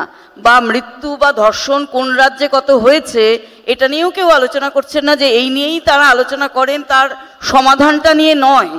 সেটা নিয়ে নীরব থাকার লজ্জাও অন্তত দেখান না, যেটা সাধারণ মানুষের দেখানো প্রয়োজন। চিৎকার করেন যে আমার এখানে যা হয়েছে ওখানে তো ধর্ষণ বেশি হয়েছে। এই যে পুরো জায়গাটা, এবং একজন রাজনৈতিক দলের মানুষ যখন অগণতান্ত্রিক একটা কথা সবার সামনে বলেন, তখন তো পুরো রাজনৈতিক জায়গাটাই খুব বিপজ্জনক জায়গায় এসে গেছে, বুঝতে হবে। একদম। জয়ন্তবাবু, আপনার কাছে জানতে চাইবো, ধরুন এই যে কথাটা সুমন ভট্টাচার্য বললেন যে এটা পলিটিক্যাল ইভেন্ট বানানোর চেষ্টা, আমি ধরে নিলাম যে এই কুম্ভে একটা ঘটনা ঘটেছে, কিন্তু ভারতবর্ষের প্রথম কুম্ভ মেলা হয়েছিল 1954 সালে, স্বাধীনতার পর। ভারতবর্ষে মানে স্বাধীনতার পরে, যেখানে নতুন একটা সরকার এসেছিল, জওহরলাল নেহরুর নেতৃত্বে কংগ্রেসের সরকার, এবং সেই কুম্ভ মেলাকে সফল করার জন্য সরকার মানে কোমর ভেতে ঝাঁপিয়ে পড়েছিল। ঘটনাচক্রে 500 বা 800 বা 1000 এরকম লোকের মৃত্যু হয়েছিল, তার দায় এখনো কংগ্রেসকে বইতে হয়, এবং এবারে যেটা হলো তার দায়ও বিজেপিকেই বইতে হবে। আপনার কি কোথাও মনে হয় এই যে ধর্ম এবং রাজনীতি যা ভারতবর্ষের সমাজে অনন্তকাল ধরে হাত ধরাধরি করে চলেছে, এটা আরো বেশি বৃদ্ধি পাচ্ছে? ব্যাপারটা হচ্ছে যে বিষয়টা কিন্তু চলে গেল একটা দুর্ঘটনা, তো দুর্ঘটনার মধ্যে আমি ধর্মটা আনবো না। সেখানে আমি এইটাই বলতে পারি যে আমাদের কোথাও গাফিলতি আছে, সেটা যারা স্নান করতে যাচ্ছেন তাদের তরফে হতে পারে, বা যারা এই পরিষেবাটা দিচ্ছে তাদের তরফেও হতে পারে। তো সেই 1954 সালেও যেটা বলবো, আজকেও সেটা বলবো, একই কথা বলবো। তো এর মধ্যে কোনো ধর্মান্ধতা বা কোনো প্রশাসনিক ব্যর্থতা এই জায়গাটা বলবো না। যারা এই জায়গাটা দেখেন তাদের গাফিলতি, আপনার শব্দটাই নিলাম, আর যারা যাচ্ছেন অত্যন্ত আবেগপ্রবণ হয়ে যাচ্ছেন তাদেরও গাফিলতি। এই দুপক্ষকেই কিন্তু আমি দোষারোপ। আপনি তো শাস্ত্রজ্ঞ পণ্ডিত, আপনি বলুন তো, এই যে এতগুলো আখাড়া, তার প্রথমে উনি স্নান করবে, ওই আখাড়া স্নান করবে, সেই আখাড়া স্নান করবে, ওখানে ধুনি জ্বালিয়ে বসে আছে, লোকে বর্ষ লাগিয়ে দিচ্ছে, মানুষ পাগলের মতো ছুটছে কুম্ভের স্নানের জন্য, এতে সত্যি কি কোনো পুণ্য হয়? আমার শুরুটাই কিন্তু এইখান থেকেই ছিল যে কুম্ভ স্নানে পুণ্যের কথা বলা হচ্ছে না, অন্তত আমার শাস্ত্র বলছে না, সনাতন ধর্ম বলছে না, এখানে আরোগ্যের কথা বলছে। এবং যারা সেই আবহমান কাল ধরেই বলে আসছি, যারা কুম্ভ একেবারে উষা লগ্ন এবং আজকের 2025 সালের কুম্ভ যারা স্নান করেছেন, তাদের শুধুমাত্র যারা সনাতন ধর্মী তাদের কথা বলছি না, অন্য ধর্মের মানুষই কিন্তু এই কথাটাই বলছে যে একটা অন্য উপলব্ধি হয়েছে, এবং সেটা দেহজাত। এই উপলব্ধিটা যে আমি স্নান করার আগে, ওই প্রয়াগরাজে ত্রিবেণী সঙ্গমে স্নান করার আগে যে অবস্থায় ছিলাম, আজকে আমার মানসিক একটা পরিবর্তন হয়েছে। তো এইটা কিন্তু আমরা ধর্মের দৃষ্টিতে দেখলেও বাস্তব কিন্তু, এবং সেটাই বোধহয় আমার সনাতন ধর্ম। দেবজিৎ, আমাদের মধ্যে সম্ভবত একমাত্র তুমি এই মানসিক প্রশান্তি লাভ করেছো কি? দাদা, দুটো কথা পরিষ্কার করে বলতে চাই। প্রথমত হচ্ছে যে যেটা জয়ন্তবাবু বলেছেন, যে আমি তার সঙ্গে একমত, যে এর সঙ্গে পুণ্য পাপের কোনো বিষয় বোধহয় নেই। আমি যতদূর পড়াশুনো করেছি তাতে ওই স্নান, স্নাতক ইত্যাদি, মানে যারা নতুন সন্ন্যাসী হন তারা ওখানে আসেন বিভিন্ন আখাড়া ইত্যাদি পন্থ নির্বিশেষে। আপনারা অবাক হবেন যে 3টি শিখ সম্প্রদায়েরও আখাড়া রয়েছে সেখানে। তো এই 13টির মধ্যে 3টি শিখ সম্প্রদায়ের আখাড়া। ওই যে যারা হিন্দু, মুসলিম, শিখ, ইসাই, আমরা সবাই ভাই ভাই না যারা স্লোগান দিতেন, তারা আবার তারাও জেনে রাখুন যে শিখেরা হিন্দুদেরই একটি এক্সটেন্ডেড শাখা, সেটাও কুম্ভেতে গেলেই আমরা ভালো করে বুঝতে পারি। দ্বিতীয়ত যে জিনিসটা জিজ্ঞেস করছিলেন যে আগে কি হিন্দুত্ব ছিল না, হিন্দুত্বের স্ফুরণ কি আগে হয়নি? এই কুম্ভতেই কি হিন্দু বাড়লো? বোধহয় বাড়লো দাদা। তাই জন্যই তো এত বিরোধিতা, তাই জন্যই তো কুম্ভ নিয়ে এত সমালোচনা। এর আগে কি লোক মরেনি? আমি যদি বলি, যদিও মৃত্যু নিয়ে রাজনীতি করার কথা না, আমি প্রথমেই ক্ষমা চেয়েছিলাম, বোধহয় সেই জিনিসই চলছে। আমার যেটা ধারণা দাদা, যে হিন্দুত্বর রাজনীতি অবশ্যই ডানা মেলেছে এবং হিন্দুত্ব আগে বেড়েছে, সেই জন্য সর্বত্র এতে কোনো সন্দেহ নেই। কিন্তু এই কুম্ভতে আমরা হিন্দুত্বের সঙ্গে ধর্মকে মেলাচ্ছি। চক্রবর্তী, আসলে ব্যাপারটা হচ্ছে যে এই যে আধুনিক রাষ্ট্র ব্যবস্থা যখন তৈরি হয়নি, তার বহু আগে, হাজার হাজার বছর আগে আমাদের বিভিন্ন জায়গায় ধর্মকে কেন্দ্র করে সভ্যতা পেয়েছিল মানুষ, এবং প্রতিটি ধর্মের মধ্যে যুক্তিগ্রাহ্য নির্দেশিকা ছিল কিভাবে সমাজের মানুষ ভালো থাকতে পারে, কি করলে ভালো হয়, কি করলে খারাপ হয় না। মাঝে মাঝে সেগুলোকে ভুল ব্যাখ্যা বা খারাপ ব্যবহার, আমি সেদিকে যেতে চাই না। কিন্তু আজকে আমরা একটা রাষ্ট্র ব্যবস্থা পেয়েছি, তার একটা সংবিধান পেয়েছি, একটা সরকার সেই সংবিধানকে শপথ নিতে হয়, সেই সংবিধানকে রক্ষা করবে, এবং আমাদের দেশে সেই সংবিধান অনুযায়ী মানুষের গণতন্ত্র, ব্যক্তি স্বাধীনতা, তার বিশ্বাস, এগুলোকে বজায় রাখার দায়িত্ব হচ্ছে সরকারের। এখন এই ধর্ম আজকে রাষ্ট্র ব্যবস্থা হয়েছে, কিন্তু এই যে ধর্মীয় বিশ্বাসগুলো তো মানুষের মধ্যে থেকে গেছে। কেউ হিন্দু, কেউ মুসলিম, কেউ খ্রিস্টান, আবার কেউ কোনো ধর্মেই বিশ্বাস করে না, নাস্তিক, এসবই আছে সমাজের মধ্যে। এখন সরকার তার হাতে কিন্তু ইনস্ট্রুমেন্ট পেয়ে গেছে যে আমি কিভাবে পরিচালনা করলে আমার রাজ্যের বা আমার দেশের মানুষের স্ট্যান্ডার্ড অফ লিভিং বা তার সংস্কৃতি, শিক্ষা, স্বাস্থ্য, চিকিৎসা, পুষ্টি, এগুলো আমি বজায় রাখতে পারবো, কিভাবে প্রত্যেকটা মানুষকে ভালো রাখবো। সেই সরকার যদি ওই বিশ্বাস, ওই আবেগগুলোর মধ্যে ঢুকে পড়ে সেইগুলোকে নিয়ে রাজনীতি করতে থাকে, বিপত্তি তো বাড়ছে। শিবাজিদা আসছি। শিবাজিদা, যে কথাটা সুমন বলল, এবছরের শেষের দিকে বিহার নির্বাচন, তারপরে সামনের বছরই পশ্চিমবঙ্গ এবং উত্তরপ্রদেশ, এবং উত্তরপ্রদেশ তারপরে যে নির্বাচন। তো যোগী আদিত্যনাথ ম্যাচ নিজের দিকে টেনে আনতে গিয়ে উল্টো খেলে ফেললেন না তো? না, সেটা তো, এটাই তো আসল কথা যে জায়গায় তুমি এখন ডিরাইভ করছো, যে এটা কেন এতবার প্রচার। একটা দিক তো আছে বাণিজ্য, তার সঙ্গে প্রচারের জায়গাটা আছে যে আমরাই হিন্দুদের মূল কথাটা আমরা বলছি। আবার বলছি, হিন্দু ধর্ম এবং হিন্দুত্বের মধ্যে বিভাজন আছে। হিন্দুত্বটা রাজনীতির ভাষা, হিন্দু ধর্ম কিন্তু যেখানে শাশ্বত ধর্ম, যেখানে মানুষ আসছেন, মিলছেন, এটাকে আমি কবজা করছি, এটা হিন্দুত্বের রাজনীতি। তার টার্গেট হচ্ছে এই যে বিহার থেকে এত লোক গেছে, বিহার থেকেই তো অনেক লোক গেছে, বিহারের সেই জনতাকে তারা কিন্তু এটাও মনে রাখবে যে দিল্লি স্টেশনে তারা পদপিষ্ট হয়েছিল। একই সঙ্গে পশ্চিমবঙ্গে যখন আসবে, তখন আমরা চাই বা না চাই, দেবজিৎ না চাইলেও গঙ্গাসাগর হয়তো খুব মিনিস্কিউল, কখনো আমি বলছি না কুম্ভের সঙ্গে কোনো অর্থে কম্পারেবল, তবুও সেই ক্রাউড ম্যানেজমেন্টের কথা আসবে, পার্থদের কথা আসবে, অর্থাৎ সেখানে সেটা সাকসেসফুল হয়েছিল কি হয়নি। সুতরাং এগুলি কিন্তু তখন পলিটিক্যাল ডিসকাস। একদম যে সেকশনটা পার্থদা, যে সম্প্রদায় যে সব থেকে বেশি কুম্ভে এসেছে, তারা হচ্ছে গরিব মানুষ, এবং তারা এসেছে ট্রেনে, রেলে, এবং দেখা গেছে যে অব্যবস্থা সব থেকে বেশি সেখানে। তার কারণ ট্রেনে সাধারণ মানুষ উঠতে পারে না, তারা যেতে পারবে না। সড়ক পথে যেতে গেলে গাড়ি করে যেতে হবে, যার খরচ অত্যন্ত ব্যয়সাধ্য। সুতরাং ট্রেনটা সহজ, এবং ট্রেনে বিনা টিকিটে উঠে যাচ্ছে, বেশিরভাগ মানুষ বিনা টিকিটে উঠে গেছে। রেল কি জানতো না? তাদের কোনো পরিকাঠামো জানা ছিল না যে রেল এত বড় চূড়ান্ত অব্যবস্থা মুখোমুখি হলো? না, আমার ধারণা রেল হচ্ছে যে এই গোটা পরিকল্পনাটার ক্ষেত্রে রেলের একটা বড় ঘাটতি ছিল। আমি বলছি খুব ক্যাজুয়ালি নিয়েছিল বলে আমার ধারণা। হয় না যে স্টেজে ম্যানেজ হয়ে যাবে। আমি অনেক আধিকারিকদের আমি দেখছিলাম হাবভাব। একটা জিনিস আপনি খুব ঠিক কথা বলেছেন, এটা যে ভারতবর্ষের মানুষের লাইফ লাইন হচ্ছে রেল, সবচেয়ে কম পয়সায় যায়, ফলে মেলায় যাচ্ছে যে গরিব মানুষ তারা মোস্টলি ট্রাভেল করেছে ট্রেনে। এখন ট্রেনের ধারণ ক্ষমতা 1500, আপনি যদি টিকিট বিক্রি করেন 7500, তাহলে সেই ট্রেনে ওঠার জন্য যে পরিস্থিতি হবে, ওই আমি বললাম 7000 যদি টিকিট বিক্রি হয়ে থাকে, টিকিট বিনা টিকিটে কত আছে তার? হ্যাঁ, এবার বিনা টিকিটে আছে। এবার আমার কথা হচ্ছে যে এই যে 1500-এর ট্রেনে 7500-কে চাপানোর জন্য গরু মোষের মতো করে বহু মানুষের ভ্যালিড টিকিট ছিল, মাই পয়েন্ট ইজ দ্যাট বিশ্ব ট্রেনের টিকিট কেটে যদি কেউ ওঠে, তাহলে সেই মানুষটা নিরাপত্তার দায় রেলের প্ল্যাটফর্মই হোক, চলমান ট্রেনের কামরাই হোক, ভারতীয় রেলের, no one can deny. Last point, যে মেলাতেও যে এলিটিস্ট অ্যাপ্রোচ সিকিউরিটির আমি দেখেছি, রেল ব্যবস্থাতেও তাই। মেলাতেও হচ্ছে যে সাধারণ মানুষকে 15 কিলোমিটার হেঁটে যেতে হচ্ছে, ভিআইপিরা 15 মিনিটে মুভ করেছে। আপনি ট্রেনের ক্ষেত্রে আপনি যদি দেখেন যে এই high speed train, cosmetic changes in platform যা হচ্ছে ভারত জুড়ে, কিন্তু সাধারণ মানুষ, আমজনতার লাইফ লাইন বলতে যা বোঝায় গরিব মানুষের জন্য কিচ্ছু হচ্ছে না।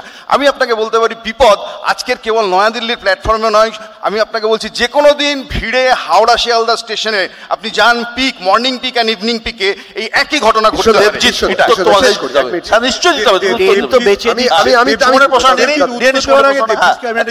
ট্রেন বেচে দিচ্ছে, যেটা জয়ন্তবাবু বলছিলেন। আমি গণশত্রু দিয়ে শুরু করেছিলাম। গণশত্রুর শেষ দৃশ্যটা হচ্ছে যে টেবিলের উপর চরণামৃত রাখা আছে, স্টেথিস্কোপও রাখা আছে। এবার বিজেপির যেটা সমস্যা, বিজেপি ওই স্টেথিস্কোপটা বিশ্বাস করে না। ওদের সরকার central pollution control board report দিচ্ছে এটাতে ব্যাকটেরিয়া আছে, বলছে না না ওটা চরণামৃত, ওটা খাওয়া যাবে। এবার আমি দেখতে চাই যোগী আদিত্যনাথ 30 দিন ওই প্রয়াগের জল রোজ দাঁড়িয়ে দাঁড়িয়ে খান। মুশকিলটা হচ্ছে আমার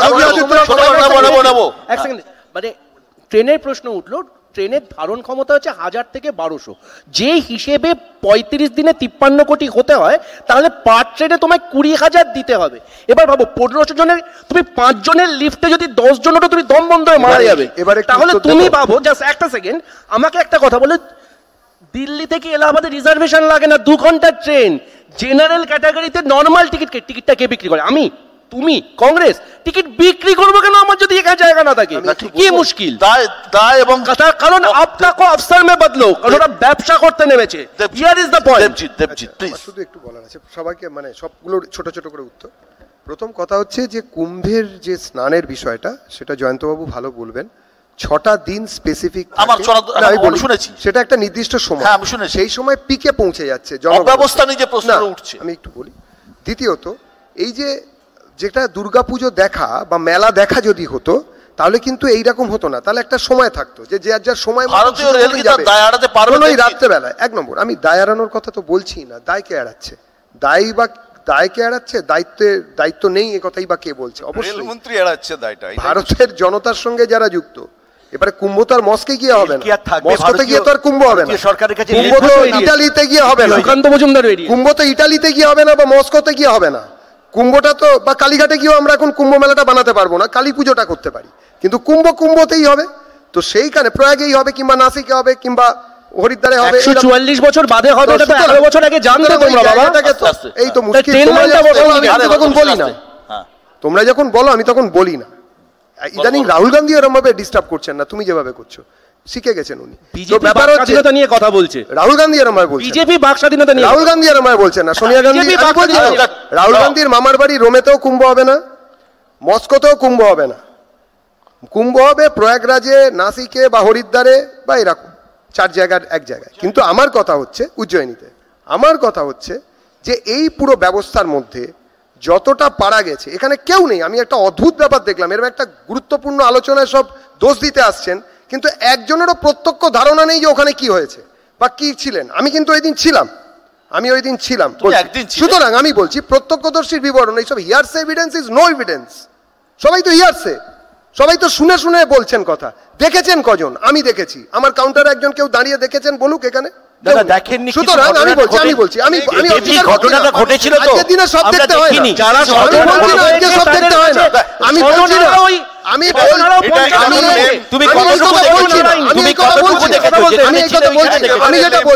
যেটা বলতে চাই, আমি শেষ করি, সবাই এক সেকেন্ড করে বলছে, শুধু আমাকে চেষ্টা করতে দিন, তুমি সাধারণ মানুষ, আমাকে সেটা বলতে দিন। আমি যেটা বলছি ব্যবস্থাও আমি দেখেছি, আমি আবারও বলছি দাদা, ব্যবস্থাও আমি দেখেছি, অব্যবস্থাও আমি দেখেছি। যে পরিমাণ লোক পরিণত হয়েছে, আমি কোনো দায় এড়াচ্ছি না। আমি যোগীর প্রশাসন কিংবা অন্য কোনো প্রশাসন বা সাধারণ মেলা যারা গিয়েছেন বা যারা দর্শনার্থী পুণ্যার্থী, আমি কাউকে দোষ দিচ্ছি না, কিন্তু আখাড়া পরিষদ এই জায়গায় যা ডাক দিয়েছিলেন অবশ্যই উচিত। যেহেতু কুম্ভ মেলা হচ্ছে উত্তরপ্রদেশে, সুতরাং উত্তরপ্রদেশের সরকার দায় এড়াতে পারে না। একজনের মৃত্যু তো দূরস্থান, একজন যদি হোঁচট খেয়ে পড়ে তারও দায় এড়াতে পারে, কিন্তু কোন জায়গাটাতে দাঁড়িয়ে, কোন পরিস্থিতিতে দাঁড়িয়ে এই জিনিস হচ্ছে সেটাও দেখা দরকার। কোন সরকার দায় এড়াতে পারে না, এবং মৃত্যু নিয়ে রাজনীতি, দেখো ভারতবর্ষের রাজনীতিতে চিরকাল হয়ে এসছে, আগামী দিনেও হবে। কিন্তু আমরা যে চেষ্টা করব, আমরা চাইব যে এই ধরনের ঘটনা যাতে না ঘটে। তার কুম্ভ আগামী দিনও আসবে, 144 বছর পরেও আসবে, পূর্ণ কুম্ভ আসবে, অর্ধকুম্ভ আসবে, মহাকুম্ভ আসবে, পরে মহামহাকুম্ভ হয়তো আসবে। কিন্তু আমরা চাই সাধারণ মানুষের মৃত্যু যেন না হয়, মানুষ যেন সুস্থভাবে তাদের নিজের ধর্মাচরণ এবং ওনাদের বিশ্বাসের প্রতি বিশ্বাস রাখতে পারে এবং সরকারের প্রতিও বিশ্বাস রাখতে পারে। অনেক অনেক ধন্যবাদ আপনাদের আজকের এই অনুষ্ঠান আসার জন্য।